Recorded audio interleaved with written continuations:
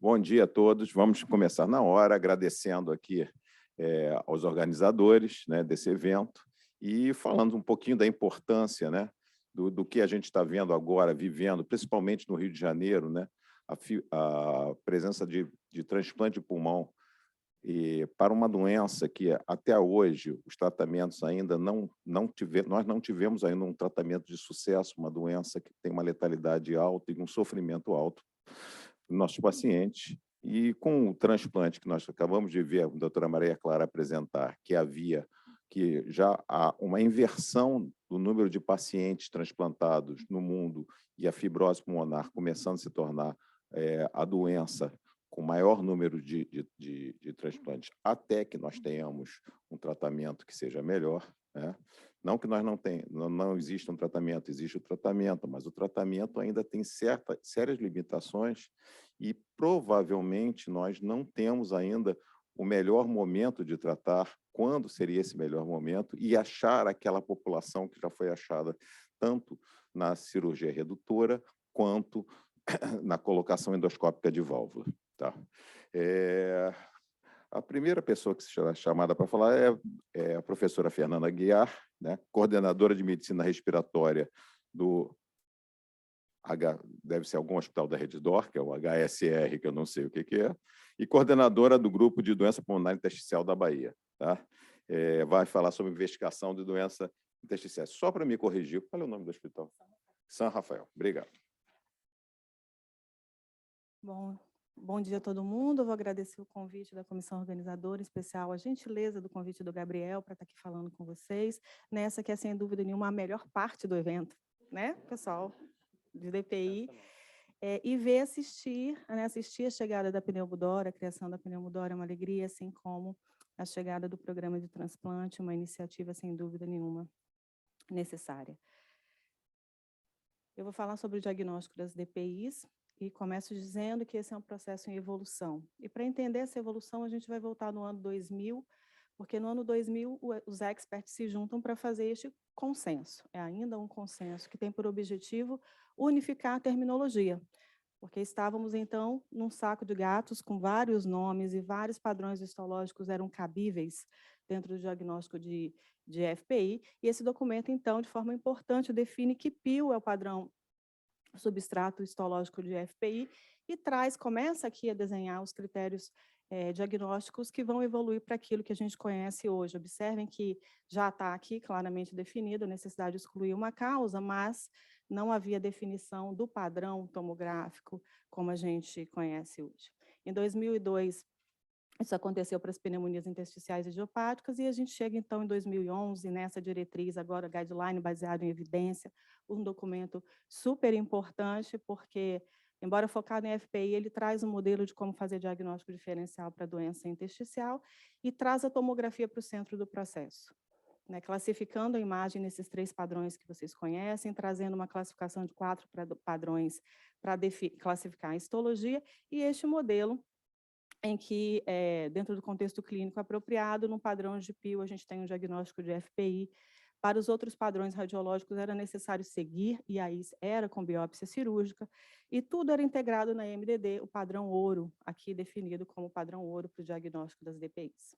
Em 2013, a atualização da diretriz de pneumonias intersticiais idiopáticas, e o que tem de importante aqui é essa classificação de acordo com comportamento. E aqui já estava dito que tem doença, além da FPI, que comporta-se de forma progressiva, apesar do tratamento. Um conceito que a gente tem falado tanto agora em tempos de fibrose progressiva, mas que já estava escrito lá em 2013. Em 2015 vem o conceito IPAF, em 2018 a atualização da diretriz de 2018, agora classificando em 4 padrões radiológicos, embora eles estejam separados PIO e provável PIO. Aqui começa um conceito, uma ideia de começar a juntar, agrupar esses 2 padrões para efeito de manejo, podendo-se aceitar o diagnóstico de fibrose pulmonar idiopática na presença de uma probabilidade clínica alta. Isso deve ser discutido pela MDD, mas se considerar que é necessário seguir com o diagnóstico, lavado ou biópsia cirúrgica, esse documento não se posiciona pró nem contra a incorporação da criobiópsia. E aí a gente chega nas diretrizes de pH. fundamentais, porque esse era o pior capa, mesmo entre centros de referência de muita expertise, ninguém se entendia sobre o que era pneumonite de hipersensibilidade. E essas são diretrizes difíceis, complicadas, porque a PH é uma doença complicada, ela é muito mais difícil do que a FPI. Vários padrões tomográficos, vários padrões histológicos, vários perfis de LBA, e colocar tudo isso dentro de uma diretriz não é exatamente fácil, assim como não é nem um pouco fácil utilizar essa diretriz na prática. Rapidamente, uma distinção aqui é que na diretriz da ATS ela é mais rigorosa, ela só permite um diagnóstico definitivo, mesmo com tomografia típica e na presença de exposição, quando se tem um LBA e histologia, ainda que a histologia seja considerada inespecífica, o que é estranho. A diretriz do CHEST é uma diretriz clínica, ela permite um diagnóstico clínico radiológico com exposição clara em uma tomografia típica, e essas diretrizes trazem, então, a criobiópsia como primeiro procedimento na investigação quando se requer biópsia. Isso faz total sentido, porque PH é uma doença bronquilocêntrica. Então, uma via endoscópica para diagnóstico faz total sentido nessas doenças.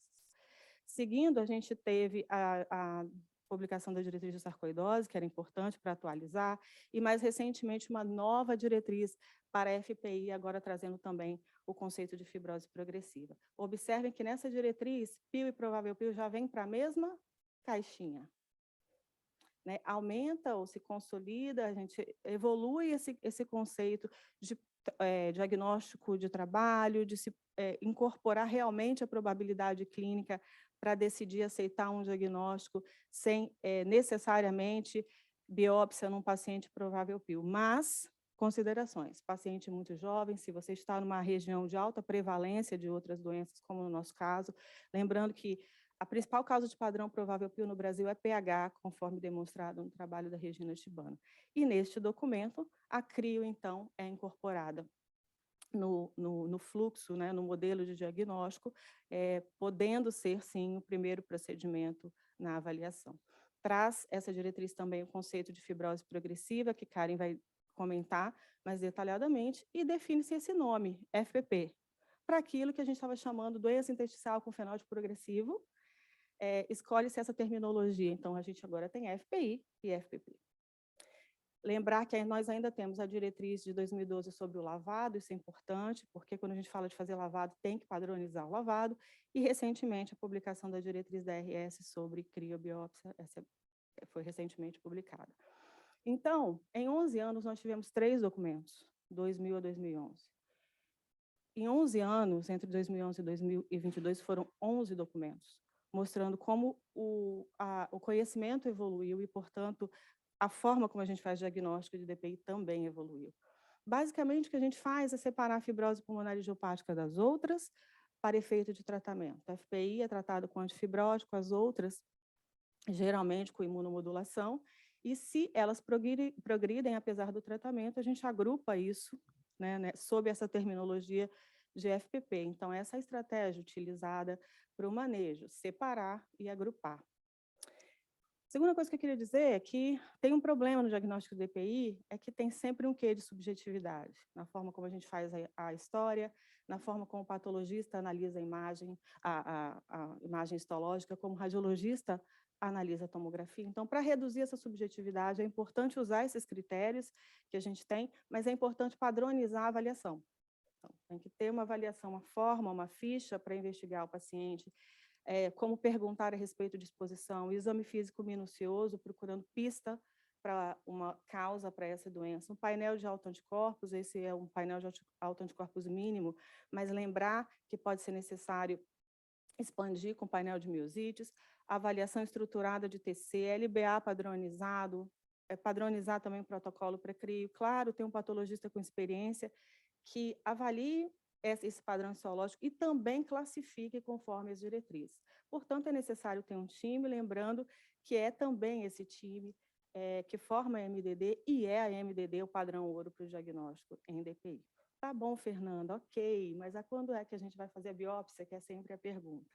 A resposta é todas as vezes que a gente não tiver um diagnóstico de confiança. Né? É assim que a gente considera hoje, a MDD discute lá com as informações que tem, qual é a confiança naquele diagnóstico. Se essa confiança é alta, ou seja, mais de 70%, a priori, a biópsia não deve mudar, a gente não espera que a biópsia mude o diagnóstico, mas abaixo disso, está recomendado que a gente caminhe com a informação histológica. Aqui é para mostrar como é que isso como é a performance da informação histológica na MDD, utilizando uma amostra de crio, né, um estudo multicêntrico europeu, assim, aí estão os centros de maior experiência em crio, e a gente vai ver que quando a amostra histológica entra, aumenta a confiança do diagnóstico, a gente vai reduzindo os casos que ficam duvidosos ou de diagnósticos provisórios ou de menor confiança. Mas a gente não quer só comida. Vocês lembram dessa música de Tans? A gente não quer só comida, a gente quer comida, diversão e arte. A gente não quer só o básico, né, o essencial, nós queremos mais. E falando, então, de biópsia, quando a gente resolve biopsiar o paciente, a gente não quer só diagnóstico, a gente quer prognóstico, a gente quer prever progressão, a gente quer principalmente saber como tratar. Então, analisando essa questão, a doutora Sara Tomazetti explorou, né, esse assunto, sabendo para avaliar qual era o impacto da informação histológica no tratamento. Então, observem que, quando os pacientes foram biopsiados, depois da discussão da MDD, em 20% dos casos aqui, o diagnóstico foi mudado. Mas mesmo naqueles casos em que não houve mudança do diagnóstico, a biópsia aumentou a confiança nesse diagnóstico e impactou a estratégia de tratamento. Impactou como? Deixaram de ficar observando o caso, usar menos corticoide, usar melhor o imunossupressor e mais precocemente o antifibrótico. Então, a gente não quer só diagnóstico, a gente quer mais quando decide fazer a biópsia, e isso é considerado na MDD. O diagnóstico pode mudar, né? A gente sabe, na DPI, às vezes a gente fica com um diagnóstico inicialmente de uma doença idiopática, e lá pelas tantas surge manifestação sistêmica e a gente descobre que aquilo era uma doença do tecido conjuntivo, ou descobre-se uma exposição que o paciente negava veementemente. Então, além de ser subjetivo, além de ser provisório, esse diagnóstico pode mudar.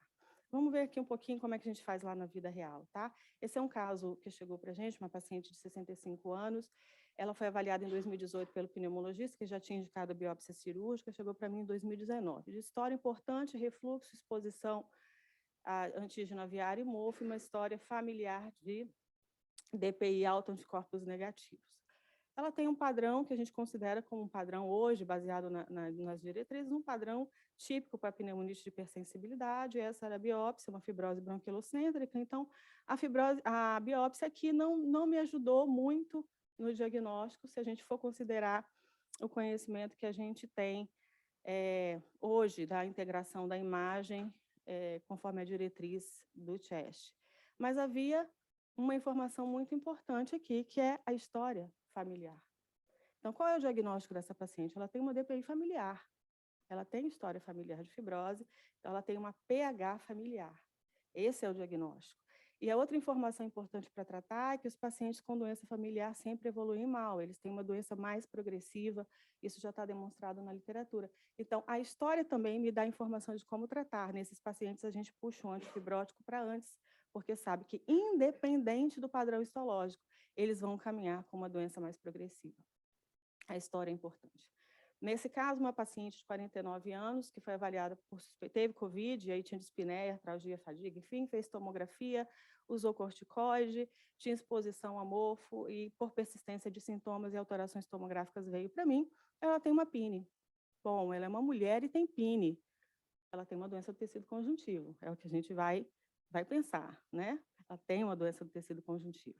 Então, vamos estressar mais a história. A dispneia vem desde 2018, tem poliartralgia, tem fadiga, tem fenômenos de Renault. Ela tem uma doença do tecido conjuntivo, mas os autoanticorpos foram negativos, as enzimas musculares foram normais. Como é que a gente chama? IPAF? Ela não preenche critérios para IPAF. A gente vai dizer que ela tem uma PIN idiopática, Karen? Não. A gente expande com o painel de miosite, procurando mais rigorosamente uma doença do tecido conjuntivo. Ela tinha um anti-PL12. Qual é o diagnóstico? Uma síndrome de sintetase. Então, aqui, o que me ajudou a gente? A história e um painel de autoanticorpos. Definindo que a antissintetase eu sei como tratar, corticoide imunossupressor. O paciente de 45 anos, com exposição a mofo, antígeno aviário, sem histórico familiar, mas com uma doença intersticial importante já, é muito novo, né?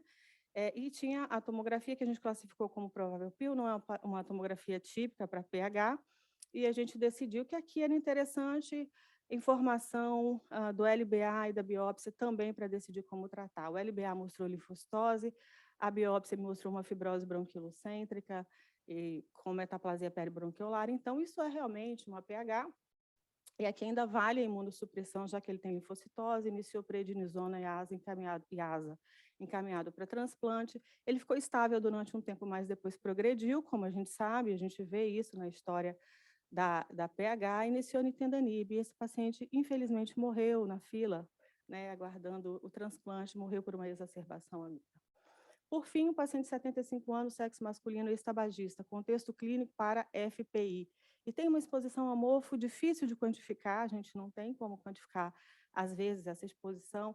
Numa tomografia que foi também classificada como provável PIL, a gente fez o lavado, que não nos ajudou, né?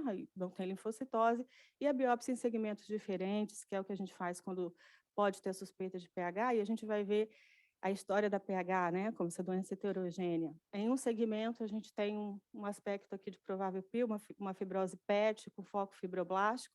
Em outro segmento, metaplasia peribronquiolar, filtrado inflamatório peribronquiolar e célula gigante multinucleada, achados mais agudos. Então, esse paciente tem uma pneumonite de hipersensibilidade, numa fase fibrótica. Como a gente trata hoje, ele ainda estaria considerado aqui, né, granuloma ou célula gigante multinucleada, ele ainda estaria considerado aqui para um tempo de corticoide e imunossupressor. Mostrando, portanto, como a biópsia, o lavado, a informação clínica e tudo mais ajuda, como é que essas coisas se performam aí no modelo de diagnóstico que a gente utiliza. Rapidinho, não sei se eu já estourei meu tempo, a experiência do São Rafael.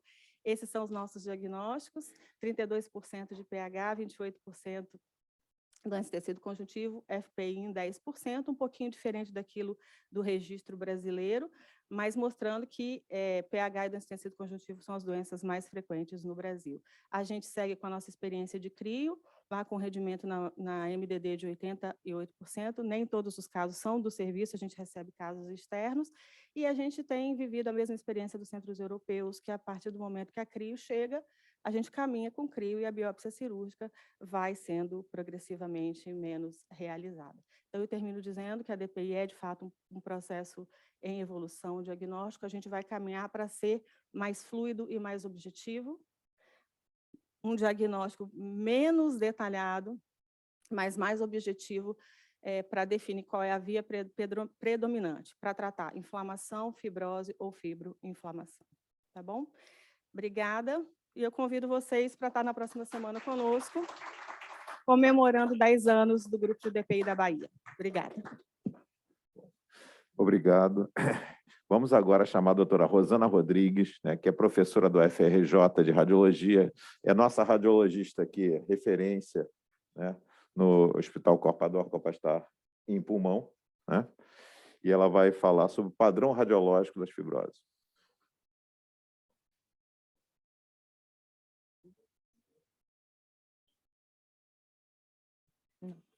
Essa foi que foi agora.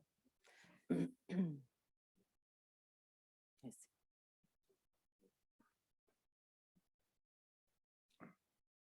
Muito obrigada pelo convite, um prazer estar aqui.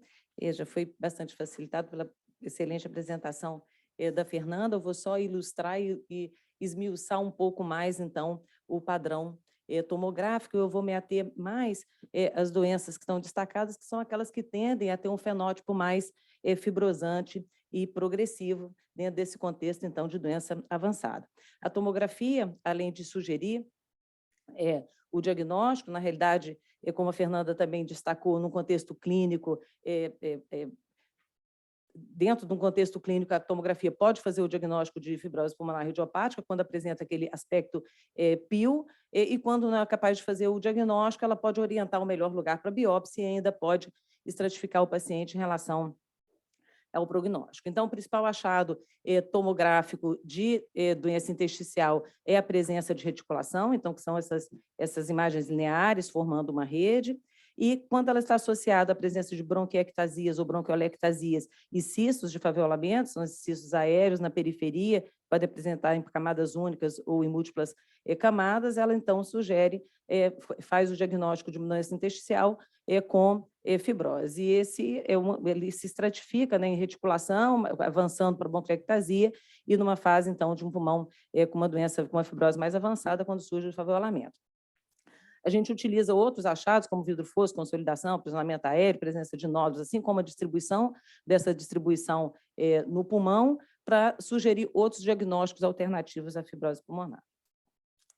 Então, o padrão típico de PIL, ele é dado quando a gente tem esses três achados, a reticulação com faveolamento e as bronquiectasias de tração, com uma distribuição específica, que é a distribuição basal e posterior e periférica, na ausência de outros achados que isso pudesse sugerir uma outra doença. E o padrão provável, a gente vai sugerir que uma provável PIL, quando tiver exatamente esses aspectos, mas sem o faveolamento. E consideramos o terceiro padrão, que é o indeterminado, quando se tem alterações de fibrose, mas elas não seguem essa distribuição específica, que é basal posterior e periférica, e um diagnóstico alternativo quando se acha uma outra alteração na tomografia que vai sugerir um outro diagnóstico. Por exemplo, múltiplo cis, sugerindo uma linfangio, ou micronódulos, sugerindo uma doença granulomatosa.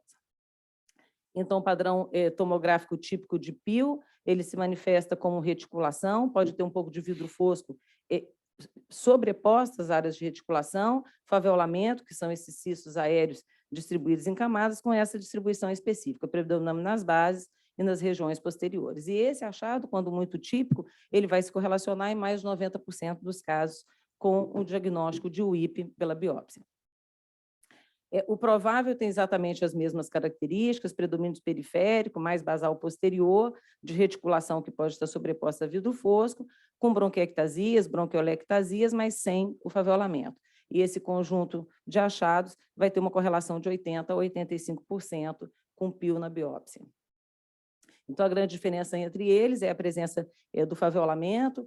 O faveolamento, isso aqui é um estudo super bonito de fibrose pulmonar, que é com microtomografia, ele dá uma avaliação estrutural do pulmão, aqui é um lóbulo secundário com as estruturas alveolares, e com a fibrose, você tem fibrose nos septos alveolares, e elas colapsam, destroem aquela estrutura alveolar e dilatam as vias aéreas distais, formando cistos bronquiolares, que são os faveolamentos, e que é um contínuo com as bronquiolectasias também.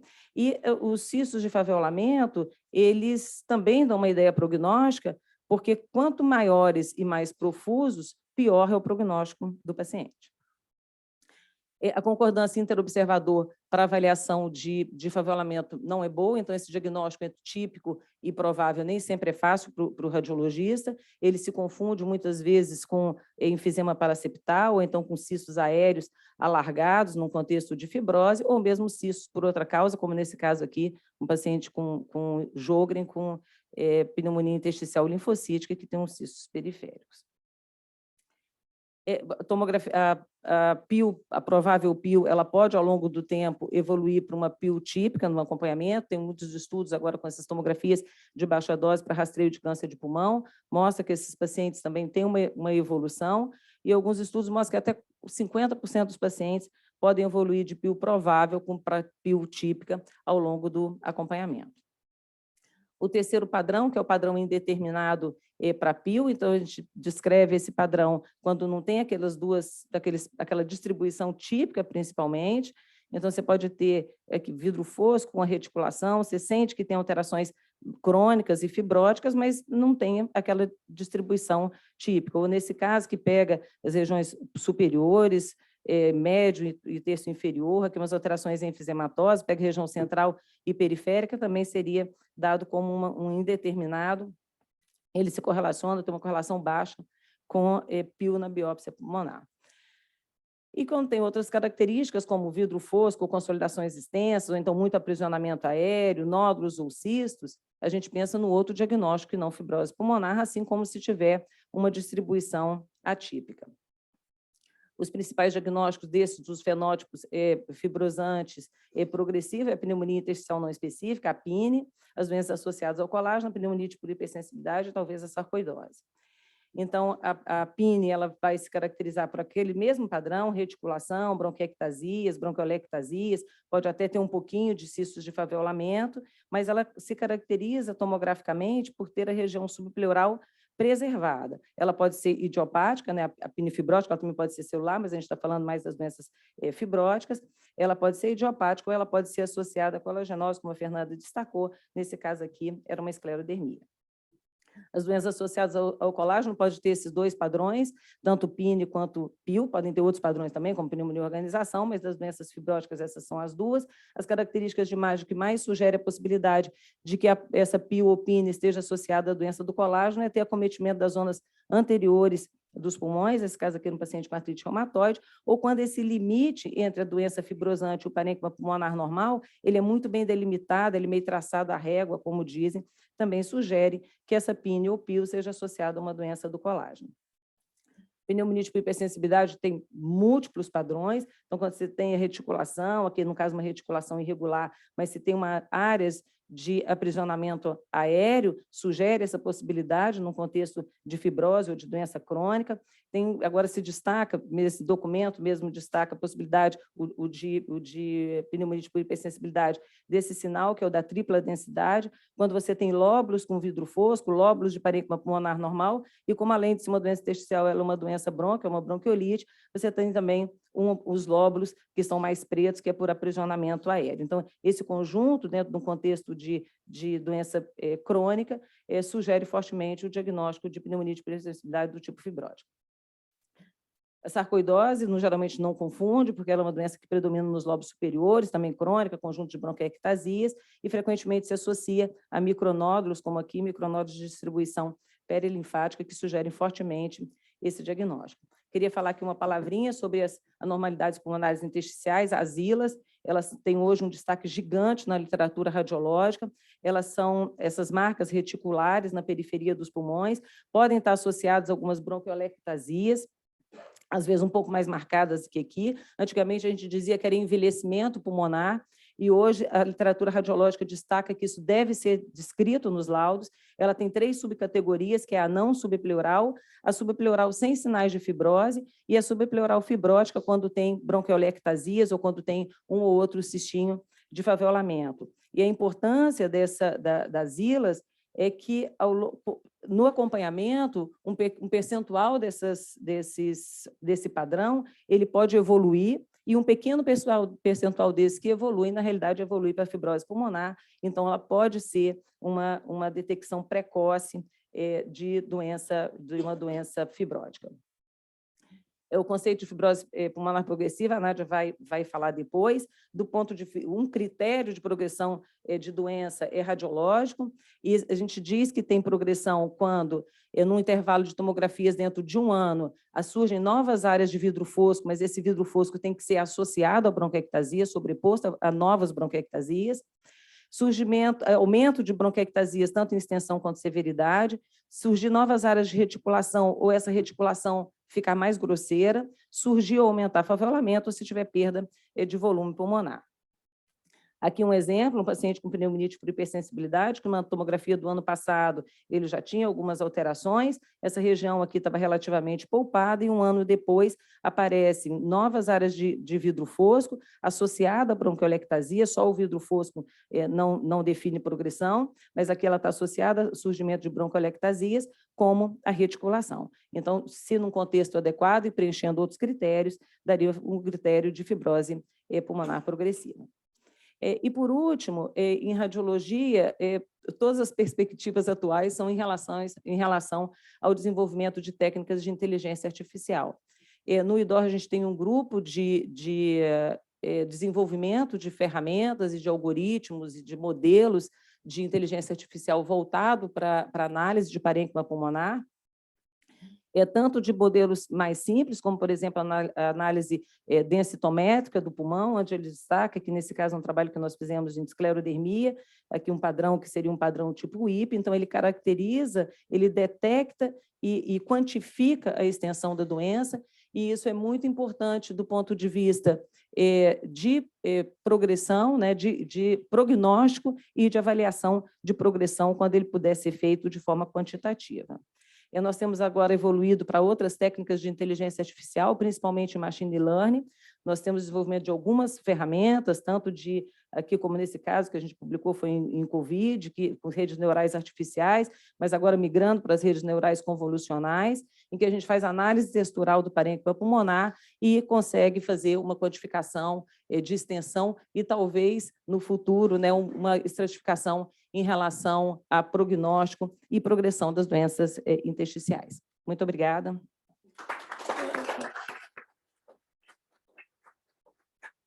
Bom, vou chamar agora o professor Leonardo Palermo, né, que vai ter 7 minutos para falar do criobiópsia. Juro que não fui eu que te dei 7 minutos.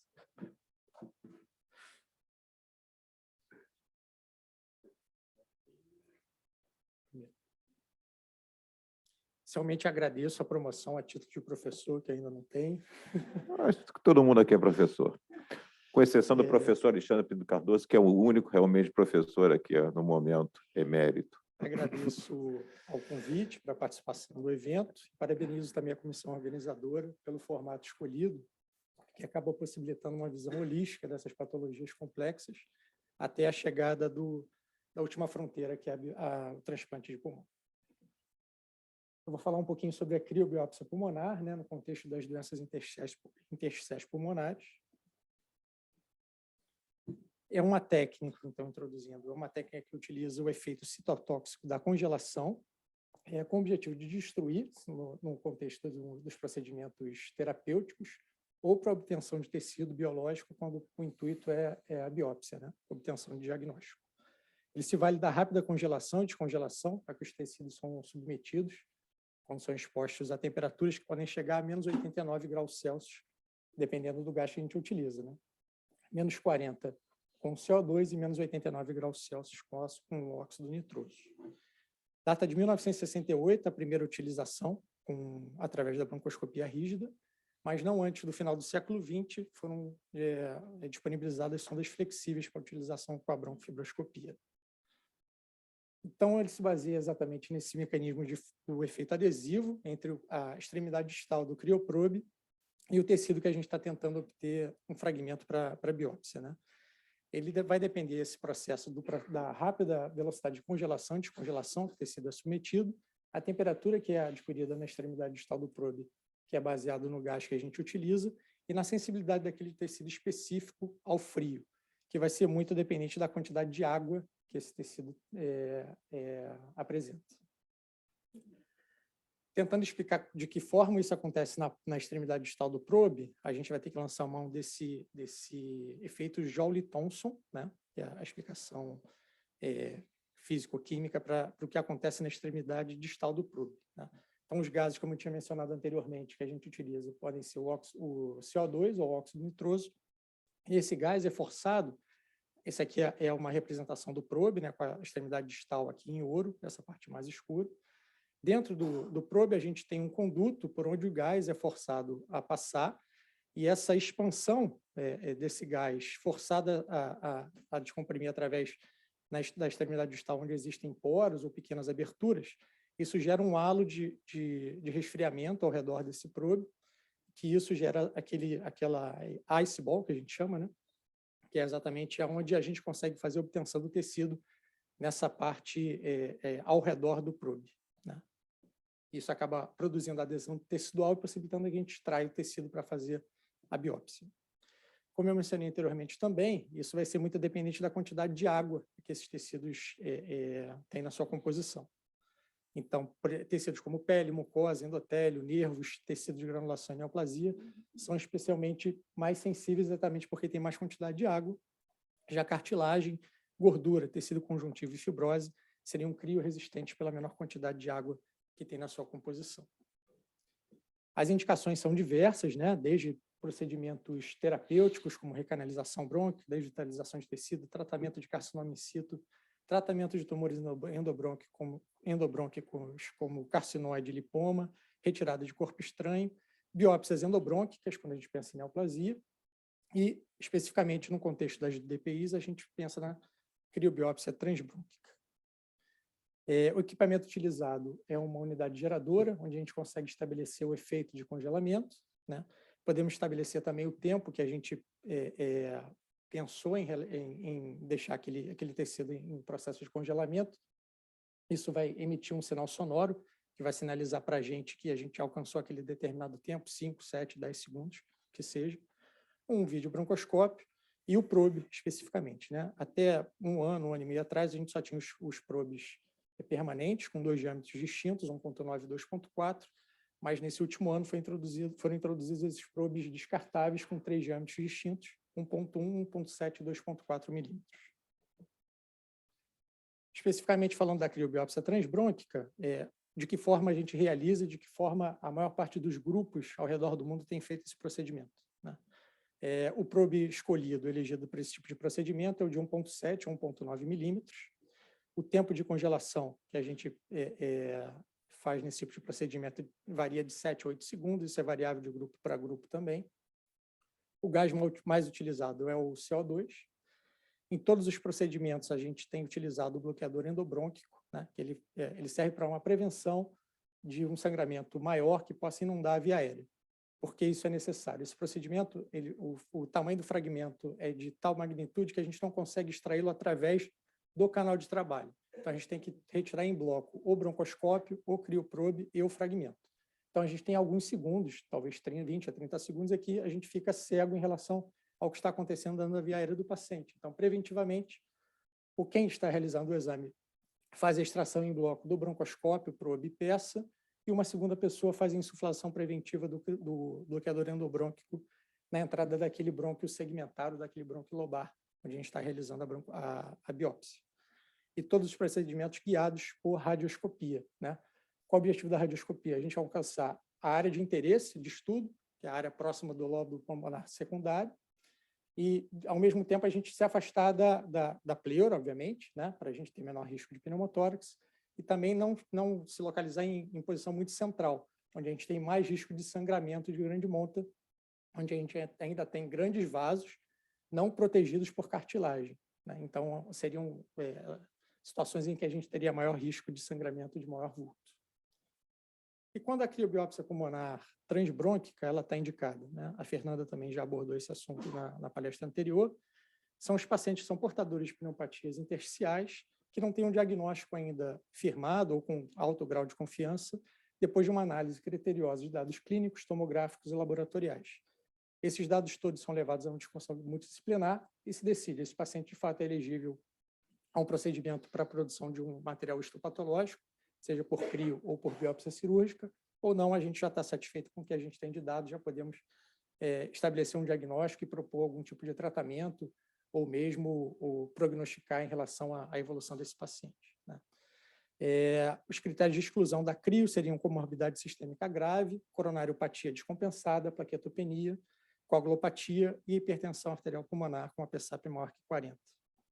Em relação à restrição funcional desses pacientes, aqueles com doença muito avançada, muito grave, CVF menor que 50, DLCO menor que 35, tem que ser avaliados caso a caso em relação à indicação da criobiópsia.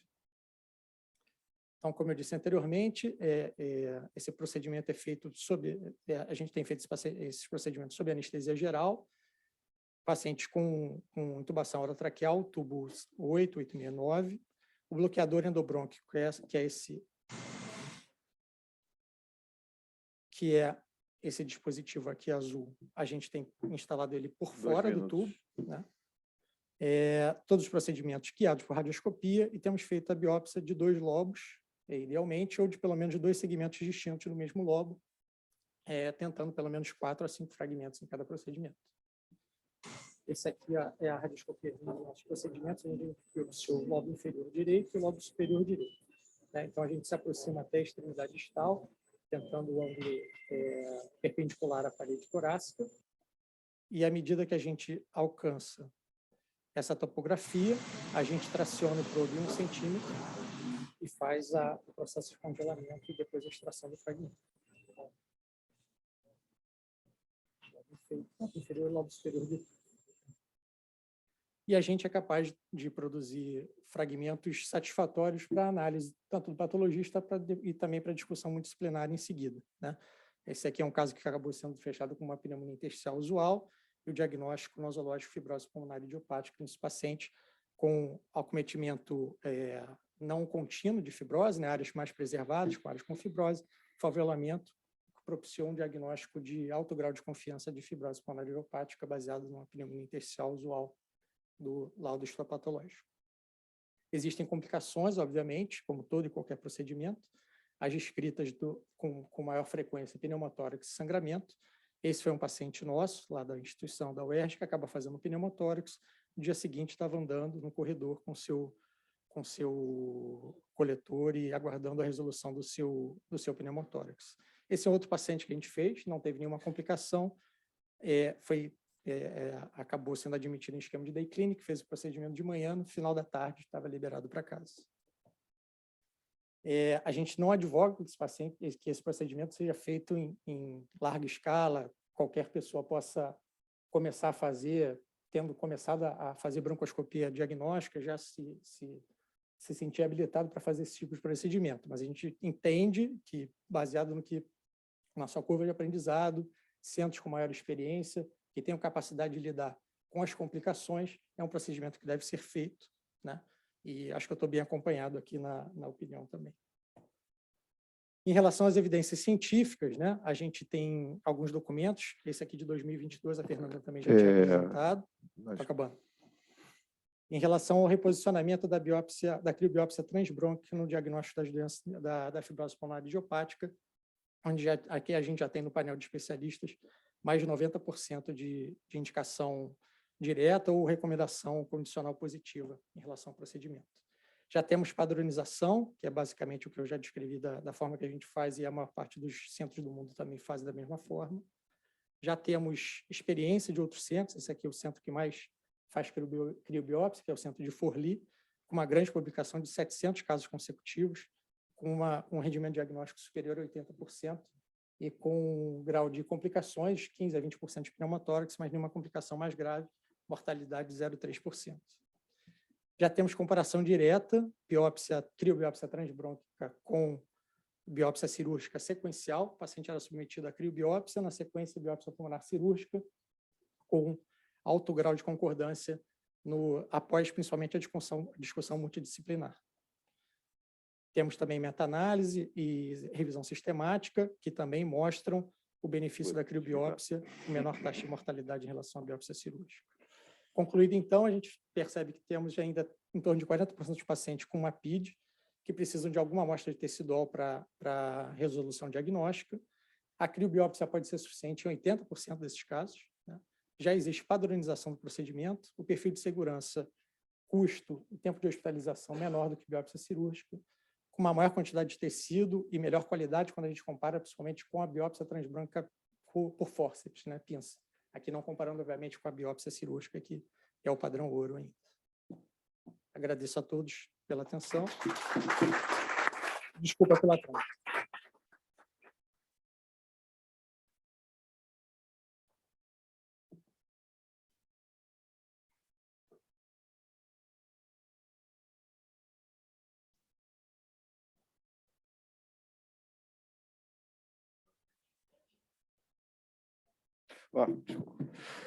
Estava vendo sobre criobiópsia.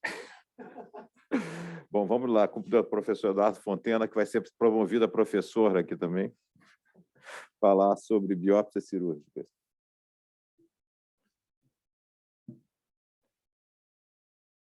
Obrigado, pessoal, pelo convite, os pneumologistas aí, que me deram a árdua tarefa de falar contra a plateia inteira, né? Vou tentar fazer um trabalho aqui de 7 minutos de advogado. Então, vamos analisar o que já foi falado. A doutora Fernanda, a doutora Rosana, o doutor Leonardo aí elucidaram muito bem, né? O que eu vou tentar é defender um pouquinho o papel da biópsia cirúrgica.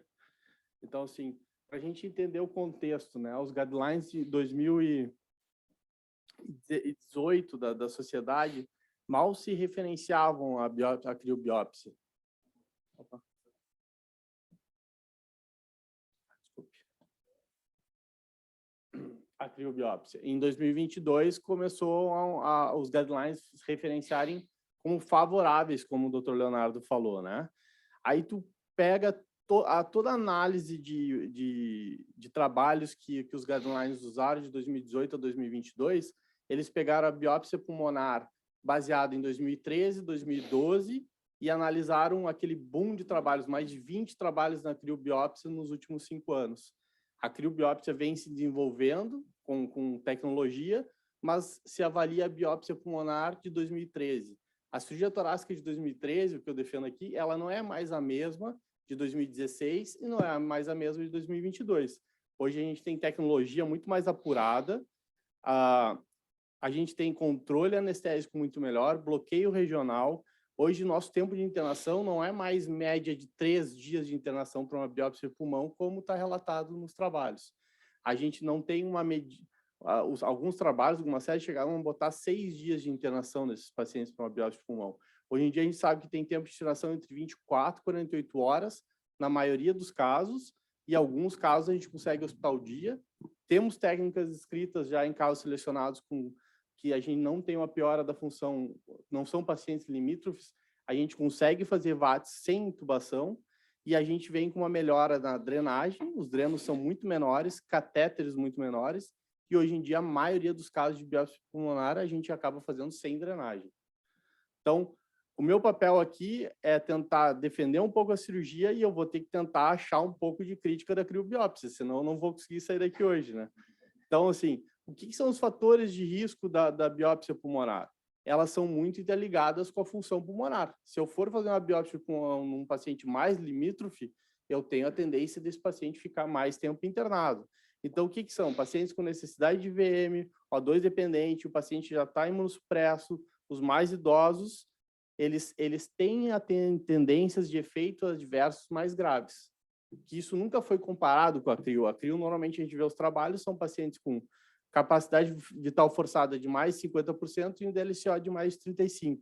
Na cirurgia, a gente não analisa isso, a gente coloca eles todos no mesmo local quando a gente analisa a cirurgia, né? Então, o que são? Eventos adversos menos graves, a cirurgia quase não tem. Hoje em dia, a gente tem muito pouco fuga aérea prolongada, a gente tem pouco caso de pneumotórax, pouco caso de sangramento. O que a gente tem? Realmente, a gente tem efeito adverso mais grave, que é a exacerbação da doença intersticial, pneumonia, e quando acontece a fuga aérea prolongada, a gente tem o empiema associado, né? A exacerbação da doença intersticial, hoje em dia, com a técnica mais apurada, a gente tende a diminuir ela. Como? A gente evita o decúbito lateral para fazer a biópsia pulmonar, sempre em decúbito dorsal, tanto com a técnica robótica ou a técnica de VATS, nos proporcionou a fazer mini segmentectomias com o paciente em decúbito dorsal. Isso evita uma ventilação com platô alto e a gente consegue um tempo cirúrgico muito rápido. Evita a telectasia daquele pulmão, que é o que pode, que é a teoria da fisiologia que pode aumentar essa exacerbação no pós-operatório. E aí a minha crítica da criobiópsia, os eventos adversos não são associados com a função pulmonar. Então, tu tem um paciente jovem lá que tu pode ter um sangramento grave, tu pode ter um pneumotórax. Então, a gente começou, claro, eu peguei um estudo de 2016, a criobiópsia estava começando, ainda não eram em grandes centros e não tinha. Mas a gente olhar ali, pacientes com 0 eventos adversos, a cirurgia provou em 87% dos casos nenhum evento adverso. A criobiópsia foi em 74%, mas a gente chegou a ter uma casuística de 20% de pacientes com pneumotórax, sendo 15% com drenagem. Aí a gente vai olhar lá o tempo de internação, que eles botaram estatisticamente. Eu conversei com vocês que hoje não é mais aceito um paciente ficar 3 dias internado para fazer uma biópsia de pulmão. Lá eles estão mostrando que o paciente ficava no mínimo 3 dias na cirurgia.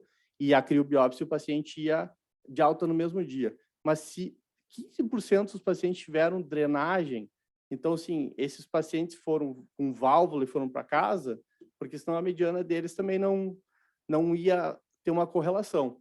Volto a falar, eventos adversos mais graves e mortalidade, a cirurgia tende a ter uma maior, sim. Então, agora vamos falar de eficácia da biópsia. Como eu falei, a modernidade. Hoje a gente consegue fazer em uniportal ou 2 portais, paciente em decúbito dorsal, na VATS, com um pouco de elevação do hemitórax, e na cirurgia robótica a gente faz em total técnica, como se fosse uma simpatectomia. Em centros de experiência, então eu preciso de mais de 70 casos para chegar numa acurácia de em torno de 80% na criobiópsia. A VATS, eu não preciso de centro de referência, eu A maioria dos estudos garante entre 90%, mais de 90% de acurácia junto com o time multidisciplinar. Então, aqui. Outra coisa, daí a gente vai para os guidelines e vai olhar para a pessoa mais interessada do que a biópsia, que é o patologista, né? Então, a gente pergunta para os patologistas o que eles estão mais confortáveis a ver a biópsia. 46% deles ainda são mais confortáveis em ver a biópsia cirúrgica do que a criobiópsia. Entre eles, ainda precisa melhorar nesses próximos 4 anos, talvez para dizer que a crio é o standard, quais são os critérios para fechar o diagnóstico de pneumonia intersticial? Porque os achados subpleurais, a crio não consegue. Ela consegue apenas mostrar em 20% dos casos. A cirurgia, não. A gente consegue mostrar em 93% dos casos achados alterações subpleurais. Então, na crio, o diagnóstico passa a ser mais desafiador. A amostra tem menos confiança para excluir outros achados na crio. Então, aqui, como eu mostrei, uma alteração mais subpleural, a crio tem uma tendência a não definir o diagnóstico. Ela tem uma tendência, junto com o time multidisciplinar, a aumentar a probabilidade e aumentar a confiança naquele diagnóstico. Mas definir com os 4 critérios da patologia, ainda a gente não tem isso. Tá? Então, como eu falei, a crio é mais dependente de centro de experiências e a acurácia do endoscopista, né? Então, assim, de todas as séries, nunca se comparou o standard, que era em 2018, que era a biópsia cirúrgica, contra a criobiópsia. A gente tem apenas 2 séries, uma muito pequena, que foi no Critical Care em 2019, com 21 pacientes, mas a gente pode perceber, a criobiópsia ela é em torno de 7 milímetros, então ela precisa de 4 a 5 amostras para o patologista começar a ficar confortável. A biópsia cirúrgica, em cada amostra, a gente tem em torno de 46 milímetros. Nessa série, a criobiópsia foi concordante com a cirurgia em apenas 38% dos casos. E aí a gente olha aqui, em 52% a VATS mudou o tratamento da doença. Em 11 pacientes dos 21, a VATS mudou o tratamento desses pacientes. Revisando, a gente olha para aquele material de biópsia, a gente vê 3 linhas de grampo saindo ali. Aquelas 3 linhas de grampo são o material que está sendo retirado. A peça ficou com 3 linhas de grampo. É isso que eu também que eu argumento. Toda a cirurgia que a gente comparou em 2013, 2010 nas séries, não tinha essa tecnologia ainda. A evolução dos grampos cirúrgicos vem evoluindo nos últimos 10 anos. E aí, esse é o grande estudo que a criobiópsia comparou e teve uma boa eficácia. A criobiópsia sozinha, ela concordou com a cirurgia em 70% dos casos. Então, 65 casos foram submetidos a VATS e criobiópsia, 70% a criobiópsia fechou com a cirurgia. A criobiópsia, junto com o time multidisciplinar, ela subiu para 76%. Aí que eu olho naquele círculo vermelho lá. Talvez é ali que a criobiópsia tem o maior seu papel. São os pacientes que têm uma alta probabilidade para o diagnóstico, junto com o time multidisciplinar, se faz a criobiópsia. A cirurgia não mudou em um caso, ela desclassificou um caso deles, né? Mas dos outros que a gente tem uma baixa confiança no diagnóstico e pneumopatias não classificáveis, a cirurgia chegou a mudar em 6 casos. Isso, 6 casos, é quase 10% da totalidade. Então, assim, entre biópsia e criobiópsia, ela é o melhor custo, ela é um procedimento endoscópico, sem dúvida. Mortalidade menor, porque quando acontecem os eventos adversos, está em local hospitalar, a gente consegue manejar um pneumotórax, um sangramento pela endoscopia, né? Mas qual é a crítica? Necessidade de time multidisciplinar. Então, eu preciso de uma patologia de referência, uma radiologia de referência, então precisa ser feito em centros de referência dessa doença. O que a cirúrgica consegue? Ela, infelizmente, ela tem essa mortalidade maior. Por quê?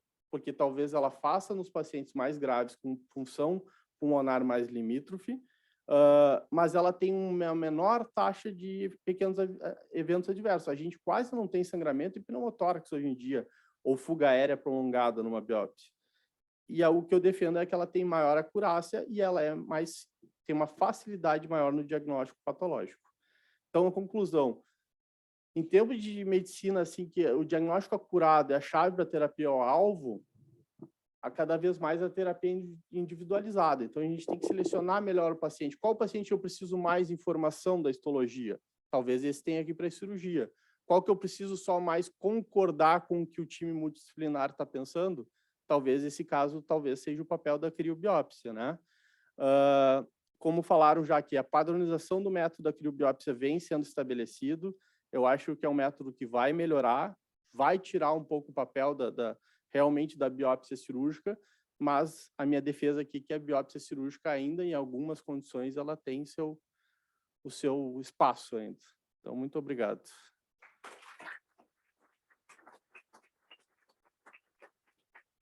Vamos, então, obrigado. Vamos aqui acompanhar, chamar a professora Nádia Porizeni, que é coordenadora da pneumologia do Glória D'Or, que vai falar sobre acompanhamento da doença intersticial.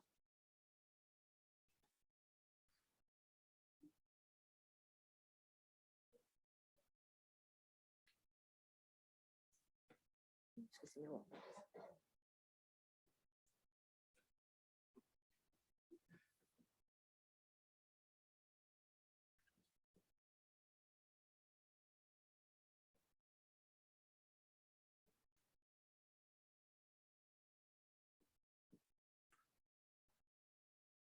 Olá, bom dia a todos. Agradeço, Gabriel, Maria Clara, Rafael, o convite para participar desse simpósio muito interessante e atual, esperando aí que venha o primeiro transplante da rede para a gente participar. Então, vamos lá. Coube a mim agora falar sobre o acompanhamento dos pacientes que diagnosticaram doença intersticial com ou sem criobiópsia ou cirurgia, enfim, da maneira que for. O que a gente sabe é que as doenças pulmonares e intersticiais, embora seja um grupo heterogêneo, com comportamento clínico, resposta terapêutica e prognósticos distintos a depender do grau de inflamação e do grau de fibrose, elas convergem em alguns pontos, principalmente o ponto de que são doenças difusas, né, do parênquima pulmonar, e que uma parte dessas doenças, independente da causa, pode, por algum motivo, desenvolver um comportamento de fibrose autoperpetuada, independente do tratamento da doença de base, aos moldes do que acontece com a fibrose pulmonar idiopática, que é uma doença progressiva por definição. Isso faz com que essas doenças sejam classificadas como doenças graves, potencialmente graves, com alta morbimortalidade. E isso se traduz no fato de que a fibrose pulmonar idiopática é uma das doenças mais transplantadas no mundo e atualmente ultrapassando já a DPOC em termos de indicação de transplante. Sendo nos Estados Unidos, a gente vê aqui, deixa eu ver se eu consigo usar isso aqui. Tá. A gente vê nos Estados Unidos, já é a principal doença transplantada, e que, embora isso aconteça, a gente vê que os pacientes com fibrose pulmonar, eles morrem mais na fila do transplante em comparação com todas as outras causas de transplante. E não só a fibrose pulmonar idiopática tem uma alta mortalidade, mas também as doenças fibrosantes não FPI. E por que isso é importante? Porque na condução desses pacientes, pensando na doença pulmonar avançada, a gente precisa ter algumas coisas em mente. Primeiro, que no acompanhamento desse paciente eu vou precisar identificar e acompanhar a progressão de doença. Nem todos os pacientes progridem. Muitos pacientes vão ter o diagnóstico, vão ser tratados da sua doença do colágeno, da sarcoidose, da pneumonia por hipersensibilidade, e vão ficar estáveis. Mas eu preciso identificar e saber quem são esses pacientes e como acompanhá-los. Depois, uma vez identificado essa progressão, eu preciso confirmar, será que é mesmo progressão? Existem características específicas inerentes à doença de base que podem mimetizar e ser fator de confundimento, como uma exposição não identificada ou uma doença do tecido conjuntivo não tratada adequadamente, e a gente vai falar sobre isso. Depois, diagnosticar e tratar comorbidades esses pacientes têm, principalmente os pacientes com fibrose pulmonar idiopática, ele tem muitas comorbidades, pacientes com doença do tecido conjuntivo, são doenças sistêmicas que podem cometer vários órgãos, então a gente precisa ter tudo isso muito claro na nossa cabeça. E, acima de tudo, identificar os candidatos ao transplante pulmonar de forma precoce, já que, como a gente viu, esses pacientes morrem muito na fila do transplante. E como que a gente identifica e acompanha a progressão de doença? Primeiro, conceitualmente, a fibrose pulmonar idiopática, ela é doença progressiva por definição. E a progressão dela é imprevisível e variável. Então, eu não sei se, quando eu fiz o diagnóstico hoje de um paciente com fibrose pulmonar idiopática, se ele vai evoluir com surtos de exacerbação, se ele vai ter um declínio muito importante e rápido da CVF, ou se ele vai ter um declínio lento e progressivo da CVF. Eu não tenho nenhum preditor que me diga isso. O que eu tenho certeza é que ele vai progredir. Então, uma vez que eu fiz o diagnóstico de FPI, eu já fiz de FPI, eu já tenho uma doença progressiva. Mas com relação às outras doenças, não FPI, como as doenças de tecido conjuntivo, pneumopatia intersticial não específica, pH, as inclassificáveis, como que a gente define e determina, que critérios eu uso para dizer que esse paciente tem uma fibrose realmente progressiva? Então, durante alguns anos, nós utilizamos vários critérios que eram utilizados em estudos pivotais de alguns antifibróticos, e um paper position de 2020, do Lancet, publicado. Só que agora, em maio de 2022, foi publicado pela ATS esse novo consenso, que define muito bem algumas questões relacionadas à fibrose progressiva. Primeiro, que a fibrose progressiva não é um diagnóstico, então, assim, eu não posso me contentar com isso durante o segmento desse paciente. Mesmo que eu identifique que esse paciente tem uma fibrose progressiva, eu preciso correr atrás do diagnóstico. Isso foi falado pela Fernanda. Reflete o comportamento de um grupo de doenças, né? E novos critérios foram criados, baseados em vários trials, tá? E quais são esses critérios, né? A gente tem que ter a presença de pelo menos 2 de 3 critérios, são eles critérios clínicos, funcionais e respiratórios e radiológicos. A pior dos sintomas respiratórios, que muitas vezes a gente vê através de escala de dispneia, qualidade de vida. Na prática clínica, a gente acaba usando muito a autopercepção do paciente e a escala MMRC, que é a mais fácil mesmo da gente avaliar. A progressão radiológica, embora exista, como a Rosana falou, uma série de inteligências artificiais e softwares que mensuram probabilidade, volume pulmonar, quantidade de fibrose e tudo, a indicação ainda é pela escala visual mesmo, de progressão radiológica semi-quantitativa, onde a gente vai ver a extensão da fibrose, a redução do volume, aumento da reticulação e aumento das bronquiectasias. Mas o que ficou mais definido e mudou um pouco foi a progressão funcional que foi definida, que é a queda da CVF em 5% absoluta, ou a queda de 10% também absoluta do DLCO. E isso em um ano. Eu preciso ter pelo menos 2 desses critérios para poder definir. E, a partir daí, como que eu acompanho esses doentes, né?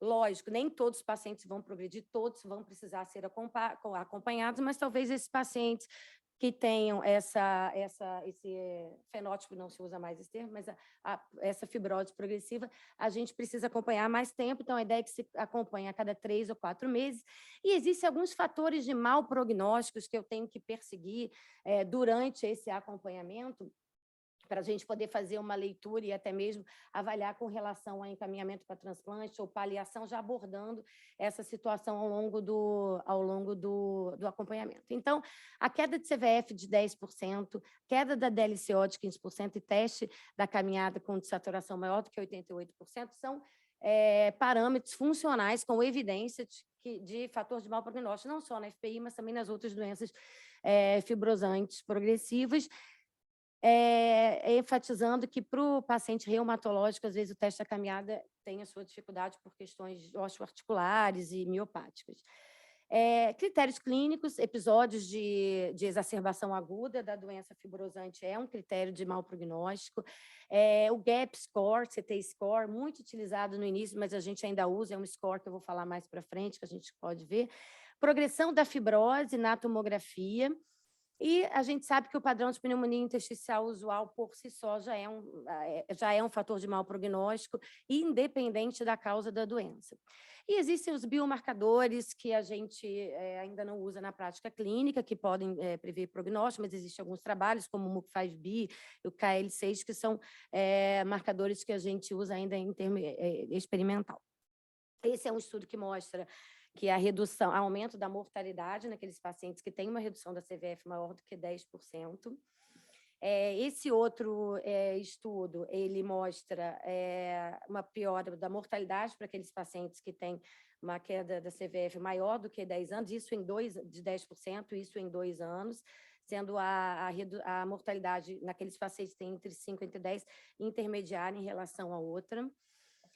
A CVF ela é tão importante como marcador prognóstico que existem estudos que mostram que a CVF no baseline do seu paciente, quando você diagnostica, tem relação também com a sobrevida. Então, aqueles pacientes que têm a CVF menor do que 50% são pacientes que teriam um prognóstico pior e uma sobrevida menor. Agora, algumas observações com relação à CVF precisa ser falado daquele paciente que tem fibrose pulmonar e enfisema pulmonar. Esses pacientes costumam ter um volume pulmonar preservado, por questões fisiopatológicas básicas, um aumenta a complacência, outro diminui, e isso nessa equação acaba fazendo... Então, a espirometria simples não é um bom exame para avaliar esse paciente, a gente acaba lançando mão e acompanhando muito mais pela DLCO, porque aí você tem um comprometimento funcional mais evidente. O teste da caminhada, isso aqui é uma revisão, onde se mostra que uma série de estudos, principalmente em FPI, mostrando que a saturação menor do que 80%, eu botei maior ali, né? Mas é menor do que 80%, 88% durante o procedimento está associado a um pior prognóstico.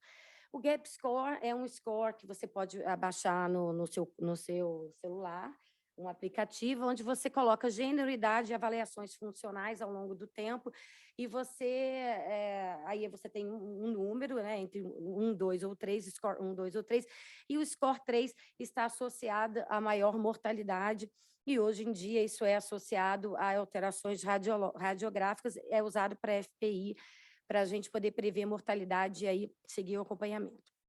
A exacerbação aguda da fibrose pulmonar, ela não acontece só na fibrose pulmonar idiopática, mas também na fibrose não pulmonar não idiopática, em outras doenças não FPI, e ela se caracteriza por aparecimento agudo, menos de um mês de sintomas respiratórios, acompanhado de piora de novo vidro fosco da tomografia de tórax, excluindo sobrecarga de volume, e ela pode ser trigada por alguns componentes, como infecção, alguma exposição mais recente ou algum procedimento específico. E essa aqueles pacientes que se comportam com exacerbação são pacientes muito graves, eles devem ser identificados, talvez encaminhados precocemente para o transplante pulmonar. A mortalidade ali está tampada, mas é de até 85% em algumas séries. Então, tem aqui um estudo publicado até pelo Tiago, muito interessante, onde eles pegaram 50 e poucos, 58 pacientes, mais ou menos, que internados por exacerbação aguda. 26 deles foram submetidos a tratamento clínico, 25 foram submetidos a transplante pulmonar. E o que eles viram é que 43% dos pacientes tratados farmacologicamente morreram, e nenhum paciente transplantado morreram até a alta pulmonar. Então, assim, talvez seja o único tratamento eficaz descrito hoje para exacerbação aguda. E quando eles compararam nesse mesmo período, 120 e poucos pacientes foram transplantados por doença estável, e não houve muita diferença com relação à sobrevida nesses pacientes. Agora, toda vez que a gente identifica uma piora tomográfica funcional e clínica, isso é mesmo progressão de doença? Ou seja, quando eu falo progressão de doença, eu falo naquela progressão primária, daquela fibrose auto-perpetuada, a despeito de outras coisas que possam estar agindo e que possa ser interrompida. Então, o que a gente tem? A gente tem que...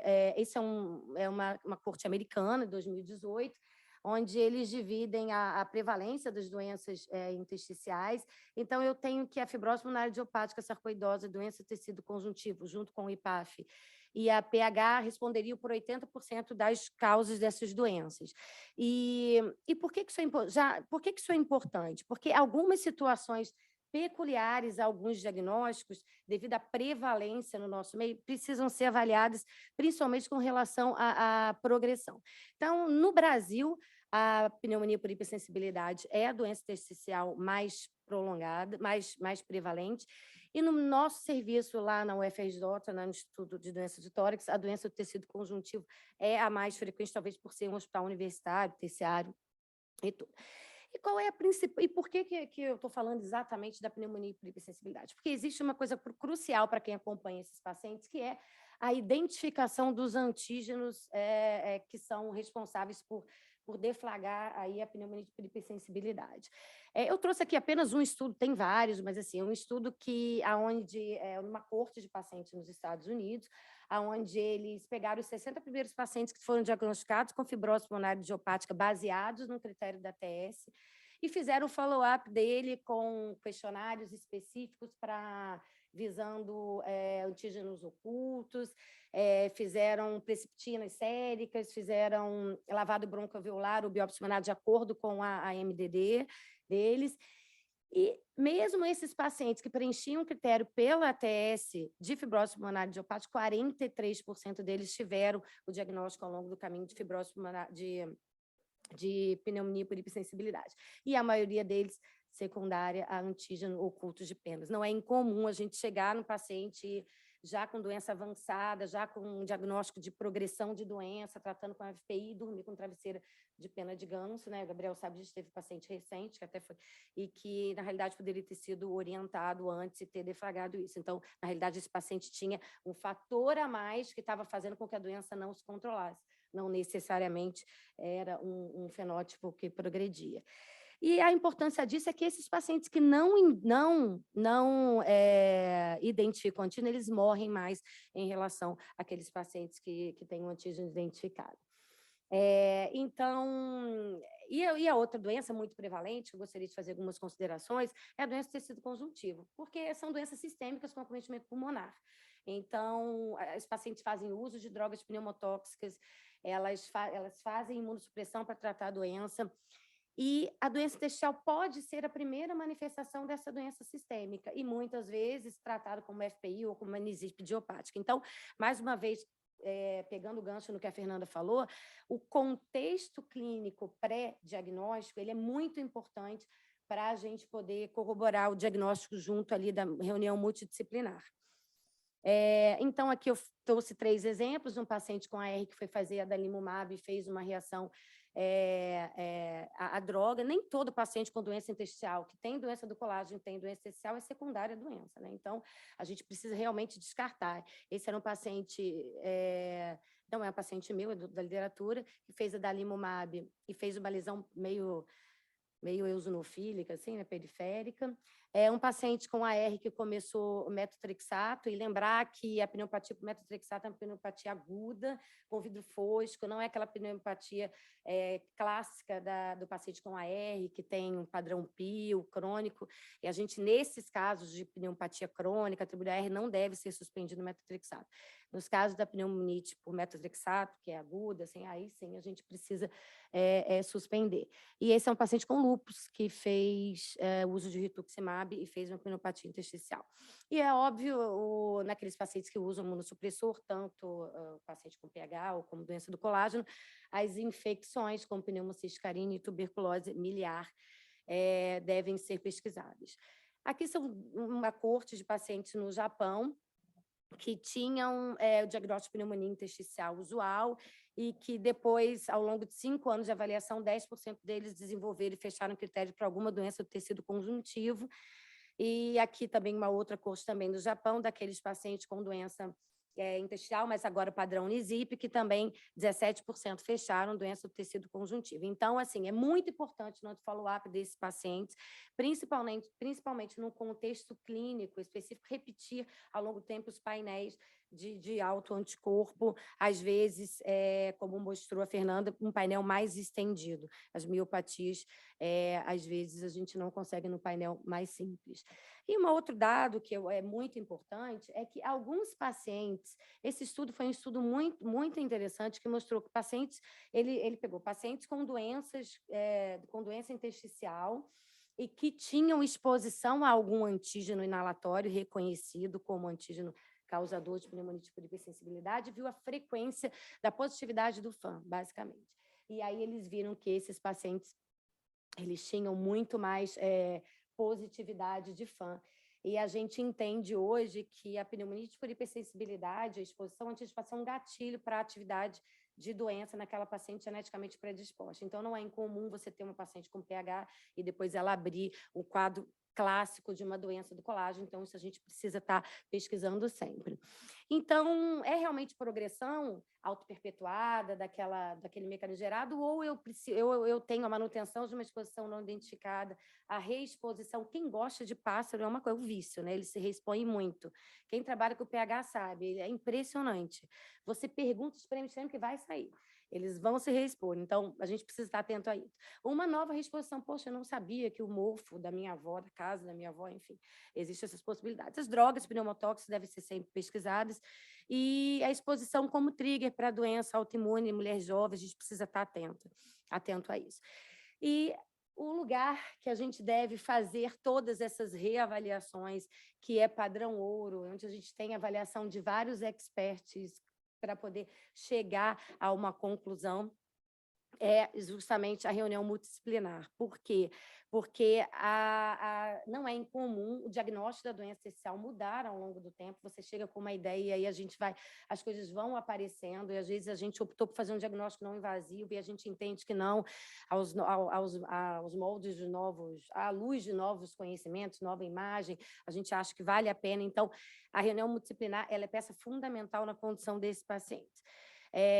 Não menos importante, mais rapidamente, existem as comorbidades, elas devem ser sempre acompanhadas e pesquisadas, e aí nós temos muito comumente a apneia do sono, a doença do refluxo, a doença arterial coronariana, até porque isso é no paciente com FPI, principalmente porque tem um mesmo fator de risco, que é o tabagismo, e a ansiedade, que é muito comum nesses pacientes. E por que é importante? Porque está associada com sobrevida. Então, aqueles pacientes com doença arterial coronariana ou aqueles pacientes com arteriosclerose, eles morrem mais em relação aos pacientes que não têm comorbidade. E eu preciso também ter tudo isso tratado, caso esse paciente seja um candidato a transplante de pulmão, eu preciso que ele esteja tudo bem do resto para poder suportar, então preciso olhar com cuidado. E uma outra coisa importante é a tuberculose e infecção latente. Por quê? Porque a gente mora num país de alta prevalência de tuberculose, aqueles pacientes que são atendidos com doença fibrosante, mas se a gente vislumbra que tem a possibilidade de fazer imunossupressor, eles devem ser submetidos. Esse é um trabalho até da Karen, muito interessante, que mostra uma prevalência de cerca de 10% de TB infecção latente nos pacientes que seriam submetidos à imunossupressão. Isso é importante porque quem trabalha com doença intersticial sabe o quão devastador é a infecção por micobactéria atípica ou micobactéria tuberculose, uma doença fúngica daquele pulmão já destruído, e quanto isso pode prejudicar ele no longo do tempo. Então, a gente tem que prestar mais atenção, existe uma tendência mundial a se ver isso, e a gente tem que olhar com cuidado. E agora, para finalizar, porque vai ser a parte do Rafael, o nosso papel, justamente como centro de doença intersticial, como médico pneumologista no seu consultório, é identificar realmente a progressão do paciente, avaliar junto com ele fator nutricional, reabilitação, status funcional, para que esse paciente comece a ser já preparado de uma forma para ser encaminhado para o transplante, caso isso seja, avaliação psicológica, Professora, terminou. Oxigênio, antifibrótico contraindicado e a reabilitação. É isso que eu queria trazer para vocês, as mensagens finais estão ditas, e obrigada.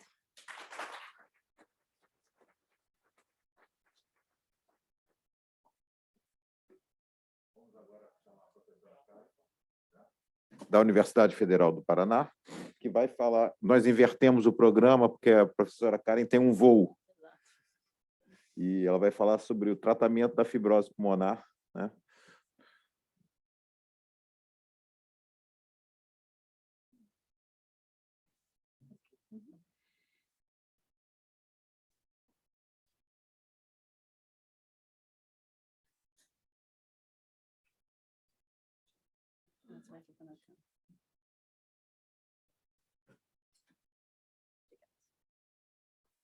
Olá, obrigada. Obrigada pelo convite. Um prazer sempre estar nessa cidade maravilhosa.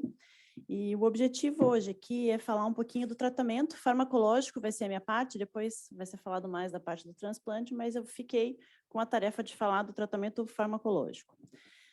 Nesse contexto, quando a gente fala de tratamento farmacológico, talvez o mais importante, eu acho que pouca coisa mudou, foi dito já na primeira aula, né, em relação à DPOC. Para a doença intersticial, fibrose idiopática, a gente teve poucas mudanças desde a publicação, né, dos artigos pivotais, mas talvez a mensagem mais importante seja em relação à fibrose idiopática, a não utilização do imunossupressor. Então, desde 2012, isso é bem claro. O estudo Panther mostrou que esses pacientes morreram mais com a utilização do imunossupressor, então esse é algo que a gente não deve utilizar. Então, o que a gente pode fazer para ajudar esses pacientes? Qual é a indicação do tratamento? Então, a gente tem, a princípio, publicado já desde 2014, os 2 estudos com os 2 antifibróticos utilizados aí para o tratamento da fibrose idiopática. E sempre vem aquela pergunta, quer seja do paciente, quer seja do juiz, quando a gente vai judicializar essas medicações, qual é a medicação melhor? Qual que a gente tem que usar? O que é melhor? Pirfenidona ou nintedanib? E, na verdade, essa resposta a gente não tem como dar, porque não existe um estudo que comparou as 2 drogas, uma com a outra, e, obviamente, nunca vai existir um estudo assim, eu imagino, mas não tem como a gente afirmar qual é melhor do que a outra, porque não existem estudos que comparem as 2. E quando a gente vai olhar o estudo, eu gosto bem de mostrar algumas coisas importantes com relação ao desenho do estudo. Então, vamos olhar para saber que as 2 medicações, os 2 estudos, os desenhos deles, eles são diferentes. A população que foi estudada, apesar de ser fibrose idiopática, elas são diferentes. Então, não tem como a gente comparar também um estudo em relação ao outro. Para vocês terem uma ideia, quando a gente olha ali os desfechos analisados para a pirfenidona, isso foi algo em comum, que o desfecho primário da variação da CVF é avaliado nos 2 estudos. Porém, quando a gente vai avaliar desfecho secundário, a gente vê ali que na pirfenidona foi contado a parte da mortalidade como um desfecho secundário. Então, sempre que a gente vai olhar na literatura, a gente vai ter mais dados de mortalidade relacionados à pirfenidona, porque esse foi um endpoint analisado no estudo. Ao passo que, se vocês perceberem ali no nintedanib, eles avaliaram tempo para a primeira exacerbação. Então, obviamente, a gente vai ter mais dados de exacerbação relacionados ao nintedanib. Quando a gente olha em relação ao resultado final, a gente vê que ali do estudo da pirfenidona, dos estudos pivotais, existiu uma queda, uma redução da queda da CVF. Infelizmente, é o que a gente tem como reduzir a evolução da doença, a gente não tem como interromper a doença. Então, a gente reduz a evolução da doença.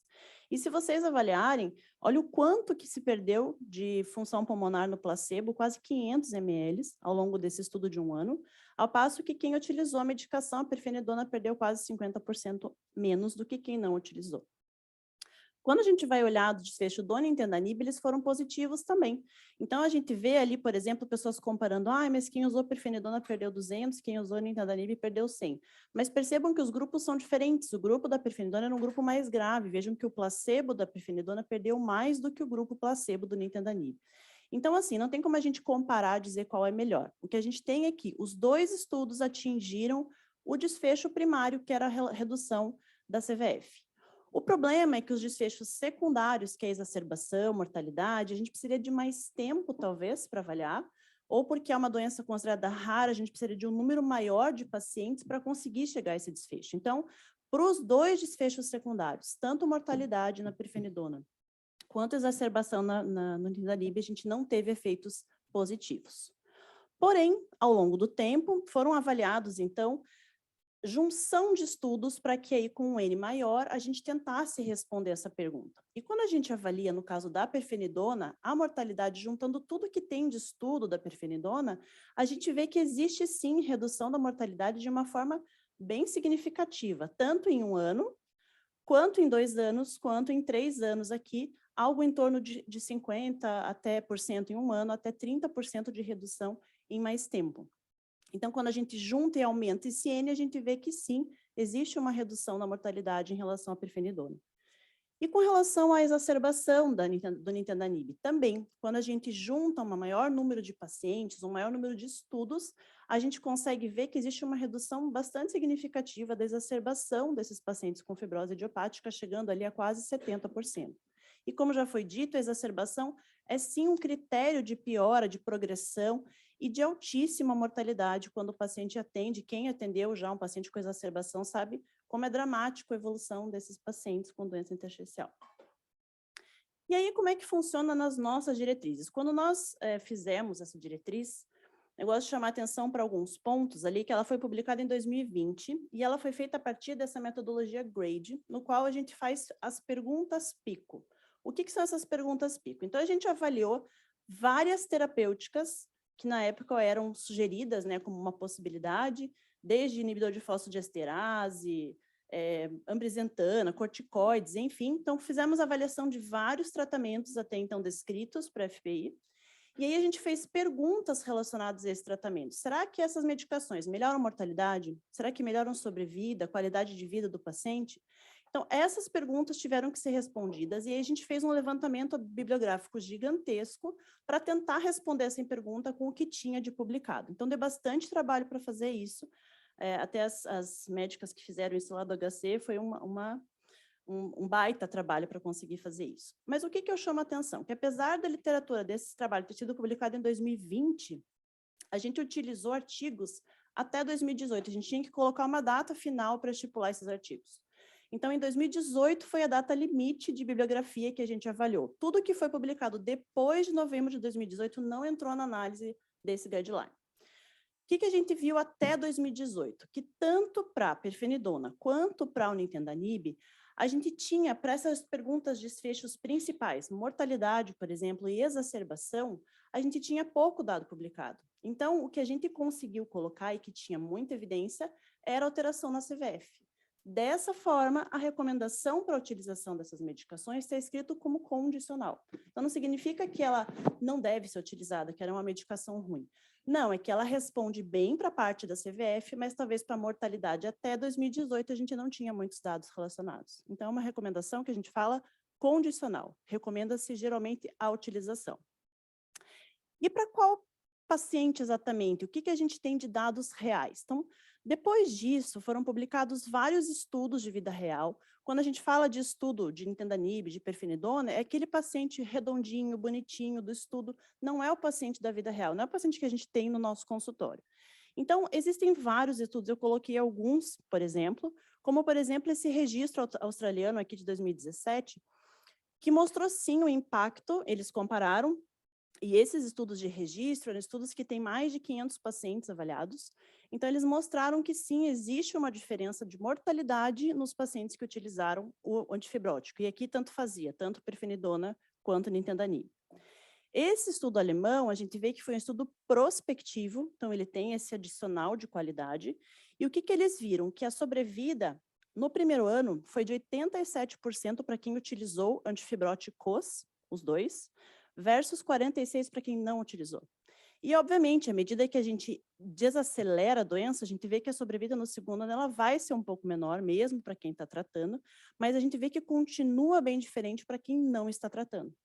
Então, isso deixa claro que, de fato, a utilização dessas medicações ela mudou drasticamente aí o painel e a evolução desses pacientes com fibrose idiopática. Aqui eu coloquei o registro sueco também, existem vários, finlandês, existem vários estudos aí demonstrando a melhora da sobrevida, inclusive alguns até taxa de exacerbação, naqueles pacientes que utilizaram os antifibróticos.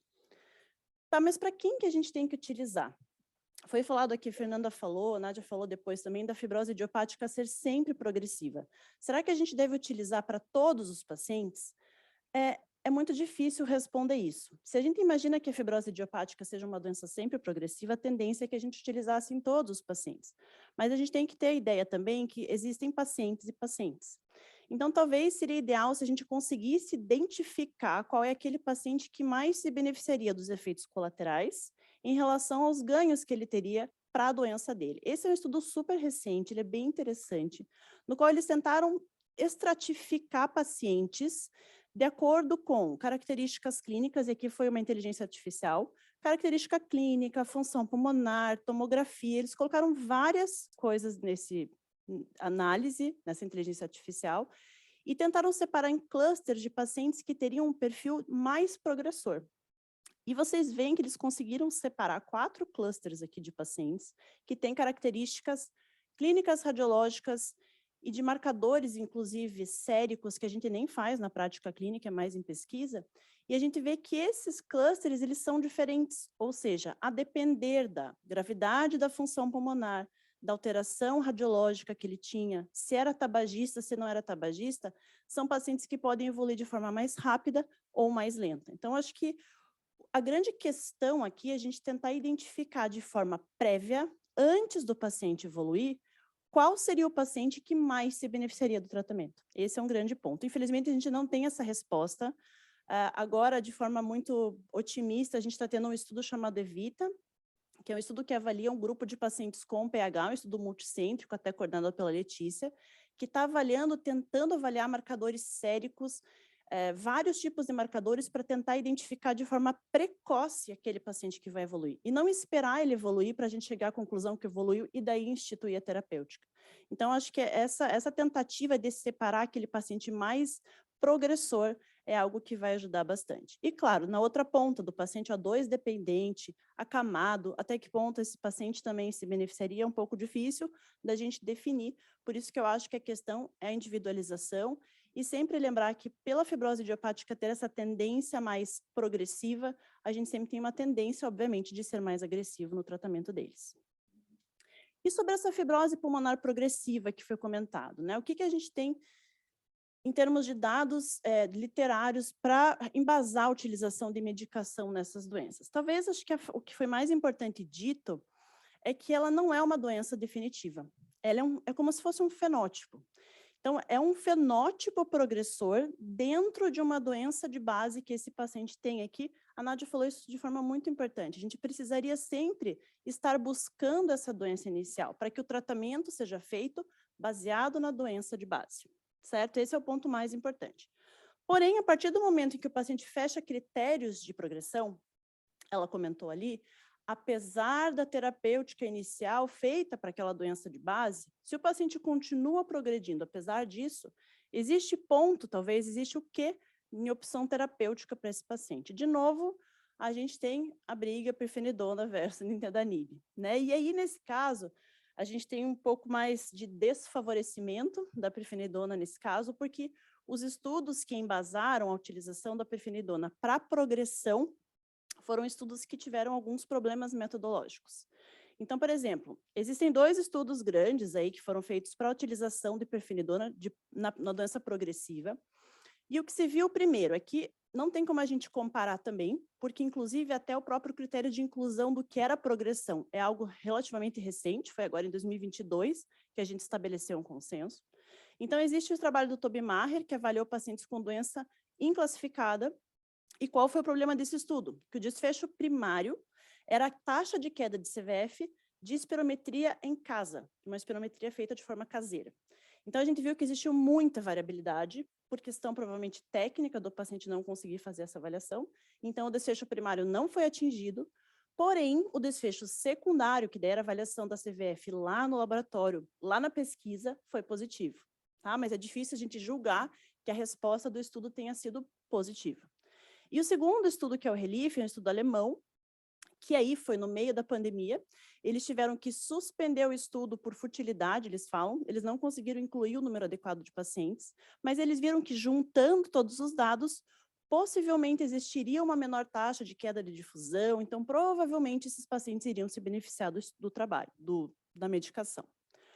Por outro lado, quando a gente fala do nintedanib, a gente tem o estudo INBUILD, que é um estudo mais robusto, que de fato, com um N bem grande, demonstrou que pacientes que utilizaram o antifibrótico, eles tiveram uma queda muito menos significativa, vejam, menos de 80 ml em relação ao placebo, que perderam quase 200 ml. Então, a gente viu que nesse contexto, as recomendações, inclusive da ATS, são mais fortes relacionadas ao nintedanib em relação à pirfenidona. Essa diferença não existe para a fibrose idiopática. E com relação ao transplante, que é outra pergunta, será que, ok, entendi que precisa usar antifibrótico para quem tem FPI, para quem tem fibrose progressiva nesses casos, e são pacientes que, por serem muito graves, têm uma chance muito grande de precisarem ser submetidos ao transplante. Será que eu posso utilizar essas medicações num paciente que ela está lá na fila de espera do transplante? É possível? Ainda mais quando a gente pensa no nintedanib, que tem essa questão de atuar ali na tirosinoquinase, poderia ter um efeito hemorrágico, na sutura, enfim. E o que a gente vê? Esse estudo aqui interessante, de 2018, mostrou que Aqueles pacientes, eles separaram pacientes com fibrose idiopática e aqueles que usaram antifibrótico, aqueles que não utilizaram antifibrótico. E eles viram que não existiu uma diferença significativa de complicações cirúrgicas, de deiscência, de sangramento, em quem utilizou a medicação, quer seja o nintedanib quanto a pirfenidona. E então, não aumentou nem a necessidade de transfusão intracirúrgica. Aqui também, mostrando os eventos, né, cardíacos que você poderia ter, a gente vê que a única coisa mais significativa foi um pouco mais de taxa de sangramento no grupo controle, não foi nem no grupo antifibrótico. E de perspectivas futuras, encerrando já a minha aula, eu poderia dizer para vocês que talvez uma das coisas que seja mais animadoras é que existem medicações testadas agora, existe uma molécula nova, que é o inibidor de fosfodiesterase, é o PDE4B, que é uma medicação que vai estar em estudo agora. É estudo fase 3, vai começar lá em Curitiba e em vários centros aqui do Brasil, e eles vão separar, então, a análise de pacientes que vão utilizar placebo versus essa molécula. E eles vão, inclusive, comparar pacientes que já estão em uso da terapia padrão, que é o antifibrótico, e aqueles que não estão em uso da terapia nenhuma.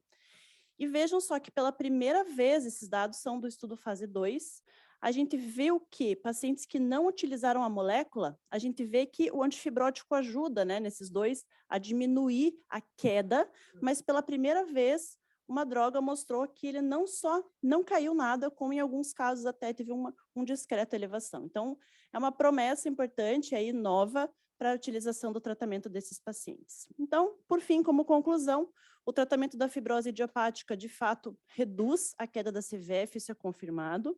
O início de quando utilizar, em qual paciente utilizar, ele deve ser individualizado.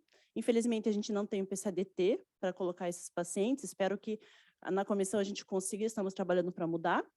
Que a fibrose pulmonar progressiva é um fenótipo, então a gente deve buscar sempre a doença de base e que, em geral, quando ela entra nesse perfil progressor, ela tem uma evolução ruim.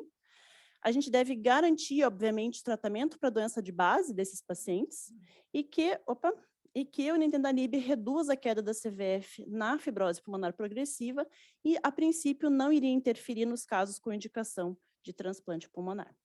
É isso. Obrigada. Eu vou precisar sair antes, eu queria agradecer já, de todo caso, a todos. Obrigada, Gabriel. Obrigada a todos pelo convite. Obrigada, Ben. Tchau, tchau. Obrigado, professora Karen. Bom, chamar agora o professor Rafael Pote, tá? Que é um dos... Tá bonito mesmo, hein? O único de gravata, é espetacular. Vamos lá, depois dessa entrada. Bom dia ainda. Vai casar hoje? Para com isso, Arthur. Bom, em nome da comissão organizadora, queria agradecer a presença da Karen, agradecer a parceria da Beringer, né, nesse simpósio. Em segundo lugar, bom ficar por último por alguns motivos, né? Parece que eu não vou ter tempo, posso falar até sobrarem 5 pessoas. Mas também dá para a gente, né, pincelar várias coisas muito boas que a gente ouviu aqui hoje. Bom, quando a gente foi fazer a apresentação, a primeira coisa foi tirar qualquer outro rótulo. Acho que o maior orgulho hoje, né, nesse simpósio, dizer que eu faço parte desse grupo de pulmão da rede. Há pouco mais de um ano que a gente está juntos e amigos e desenvolvendo um trabalho muito bacana, multidisciplinar, que dá muito, muito, muito orgulho para todos nós. Bom, em relação ao transplante na doença intersticial, né, a gente tem que lembrar que, em algum momento, ele pode ser a única opção de aumento real de sobrevida nesses pacientes com a doença progressiva. Essa pequena apresentação, eu me baseei no tão falado consenso da ESHLT, que a gente já falou aqui praticamente em todas as palestras, e também nessa revisão da revista da European Society, também de 2021.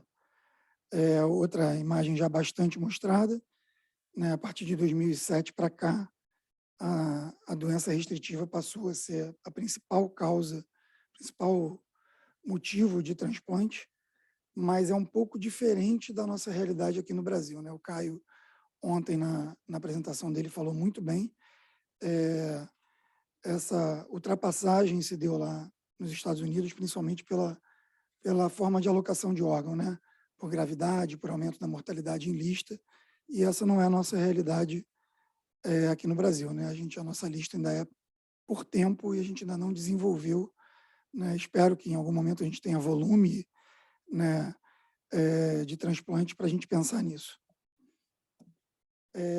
No momento, no mundo, a doença intersticial ela representa pouco mais de 40% dos casos de transplante, sendo a fibrose pulmonar idiopática representando 32,4%.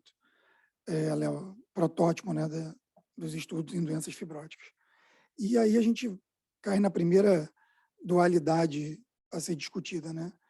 Esse consenso ele se baseia numa sobrevida de 3 a 5 anos sem o tratamento, né?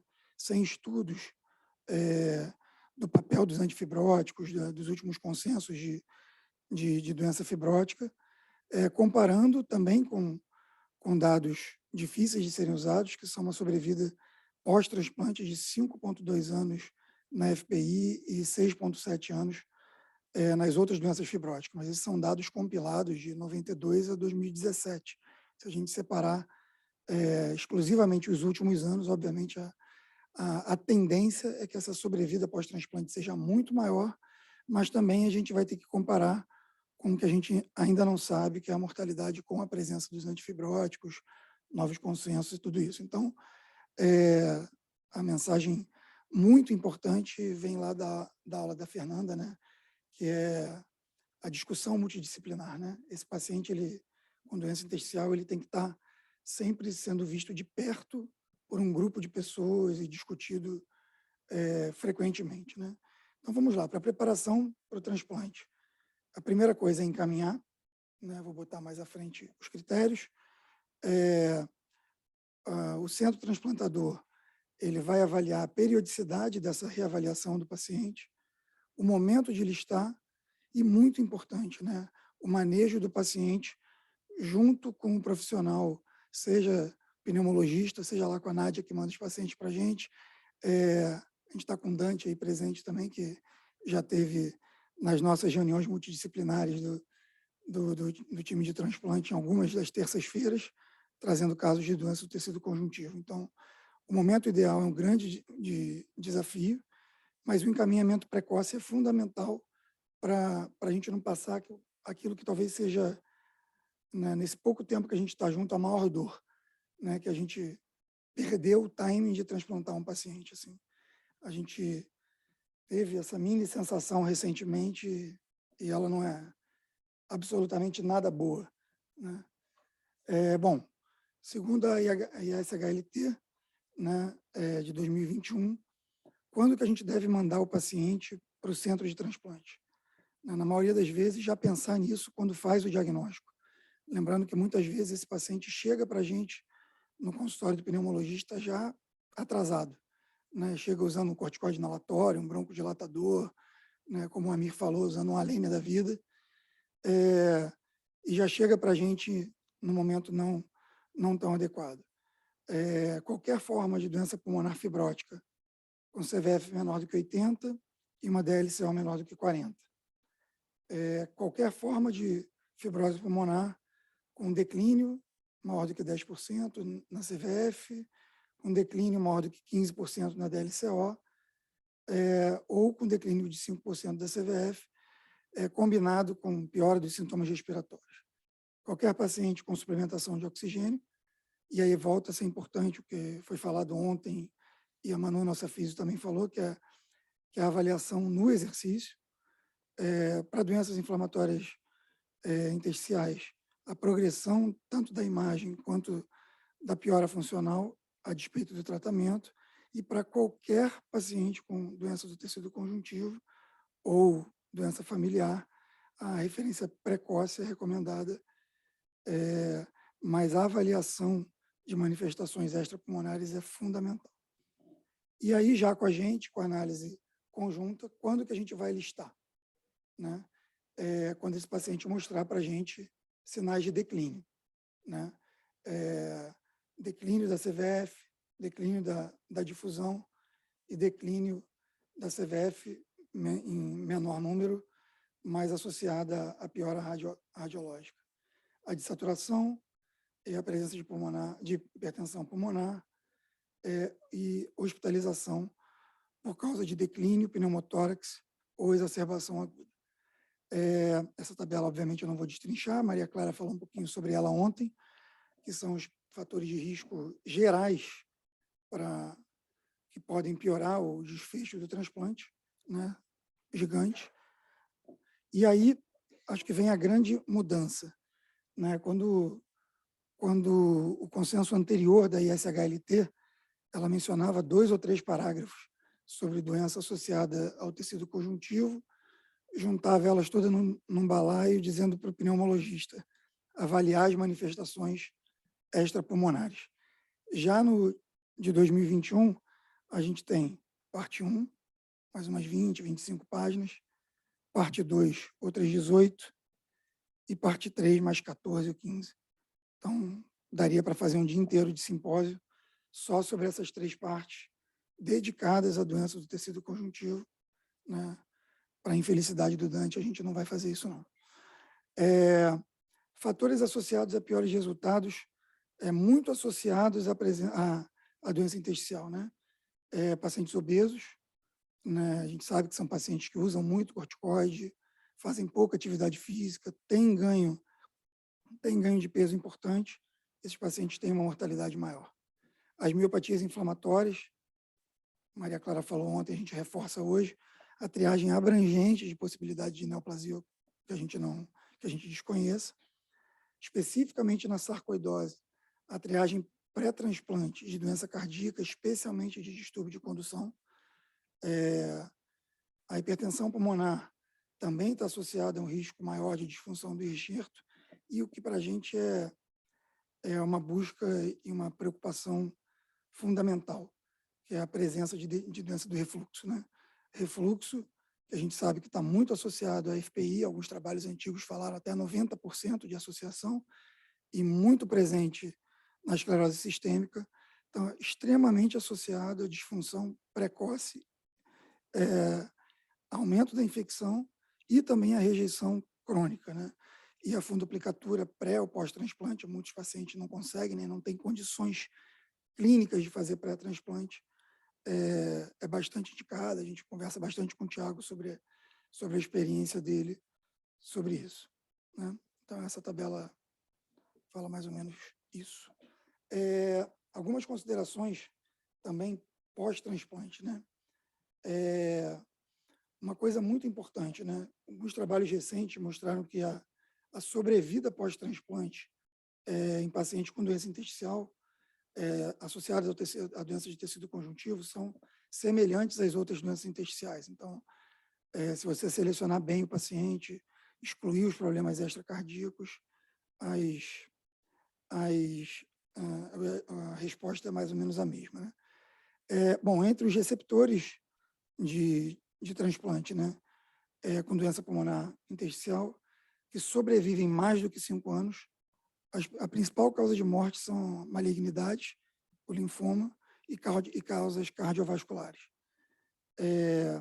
Novamente, a fundoplicatura é frequentemente considerada, tanto no paciente que a gente já conhecia doença gastrointestinal, doença de refluxo prévio, quanto no paciente que desenvolve sintomas ou sinais de refluxo pós-transplante, né? A desmotilidade gastrointestinal é comum, com trabalho mostrando esvaziamento gástrico retardado em maior do que 50% dos casos transplantados por doença pulmonar restritiva. E aqui a gente vai entrar numa seara que ainda não é o nosso meio, né? A avaliação de pesquisa de telômero curto, né? Ontem eu até conversei um pouquinho com a Fernanda, existe até um painel de pesquisa de doenças familiares, mas não custa menos do que 5 a 6 mil reais. Não é fácil de conseguir, poucos lugares fazem, tem uma referência lá na Bahia, mas a gente não tem. A gente sabe que o telômero curto é associado a resultados pós-transplante piores também, mas a gente está começando, né? Acho que uma hora a gente chega lá. Uma preocupação e pergunta frequente quando a gente discute com colegas, a possibilidade de recorrência da doença no alho enxerto. A recorrência é rara, né? Normalmente a própria imunossupressão e também o transplante nesses pacientes ser feito em idade mais avançada, mais difícil da gente ver recorrência, né? Só 1% de quase 2.000 receptores desenvolveram recorrência. Essa recorrência foi maior na sarcoidose, né?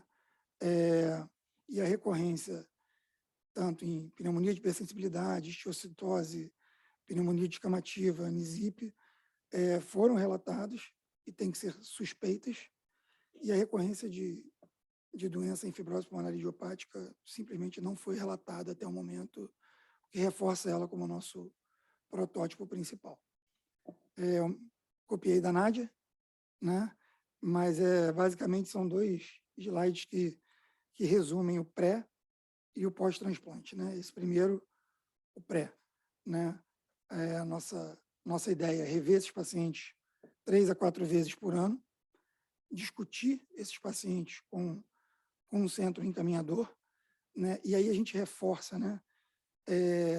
Até um programa bacana da rede, né? Que o Gabriel está capitaneando, que é a criação da linha de cuidado em doença intersticial, né? Isso é fundamental, porque você ter a discussão multidisciplinar, você ter a conduta adequada no manejo, o referenciamento correto é fundamental, né?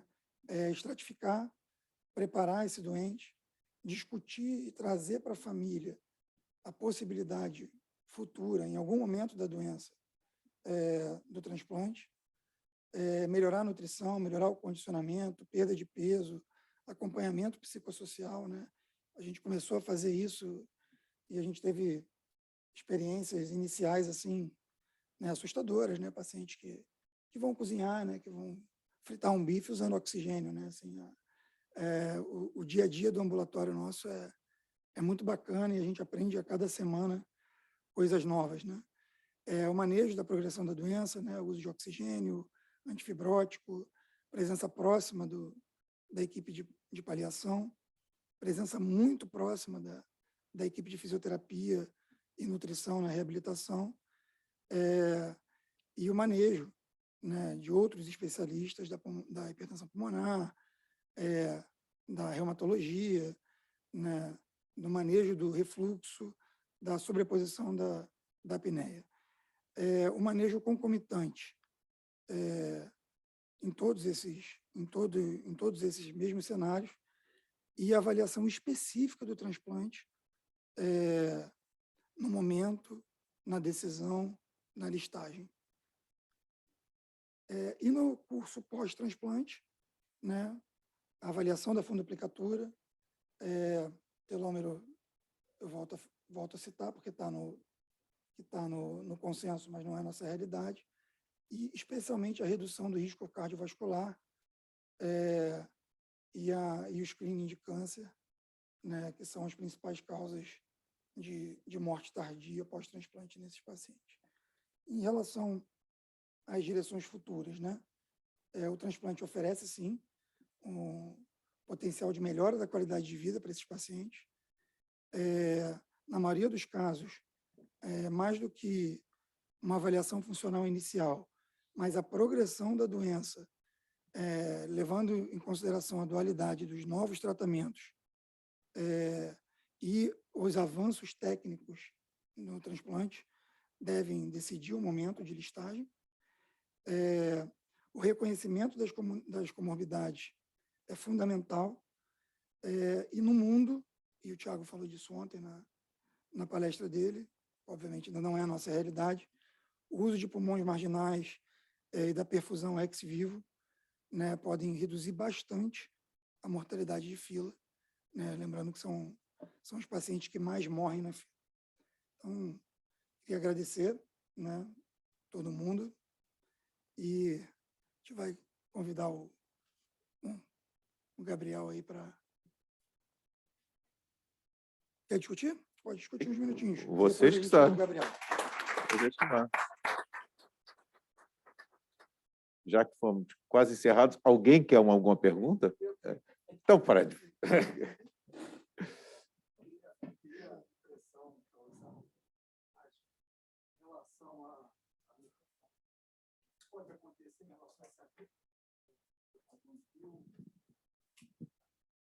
Qual a impressão de vocês do que vai acontecer ao agruparmos o padrão PIO com o padrão provável em relação ao impacto que isso pode gerar no tratamento? Eu acho que a gente tem que ter muito cuidado, porque assim, o padrão provável PIO, fazendo o diagnóstico de fibrose pulmonar idiopática, ele tem que ser um contexto clínico muito bem definido. Então, homem, com mais de 65 anos, tabagista. Então, assim, dentro desse contexto, eu acho que ok. Mas existe uma grande chance de se usar antifibrótico inadvertidamente em pacientes, como eu mostrei ali, que tem, na realidade, uma doença de tecido conjuntivo que abriu com esse padrão, uma pH que não foi investigada adequadamente. Eu acho que é possível que isso aconteça.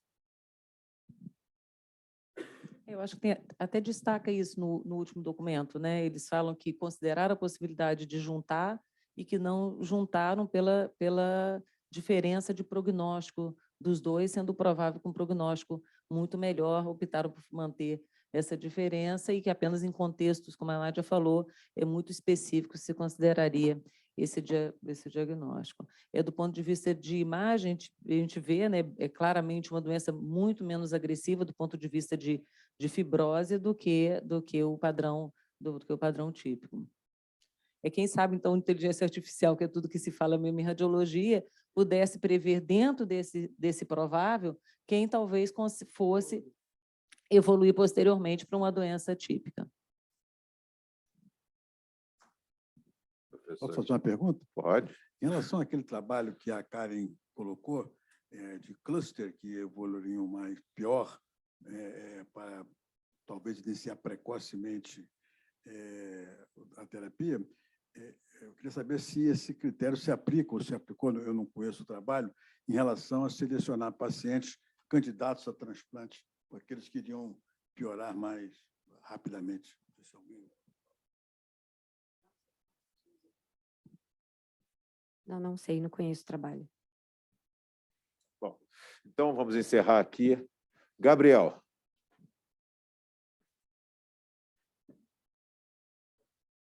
Bom, pessoal, sem mais delongas, gostaria de agradecer a presença de todos, agradecer o apoio da Beringer, do Centro de Estudos do COPSTAR, principalmente a doutora Olga e o Flávio, que estiveram junto da gente na organização desse simpósio. Eu acho que foi uma ótima primeira experiência. Esperamos, na verdade, manter e aumentar nosso simpósio, quem sabe um congresso de pneumologia da Rede DOR. Eu acho que vai ser bem interessante, é muito possível de ser feito. Então, bom final de semana a todos e conte com a gente no que pudermos ajudar, avaliar pacientes e logo está saindo o nosso tão esperado primeiro transplante da rede. Daqui a um mês e meio. Mês e meio. Quê? Mês e meio. Mês e meio, doutor.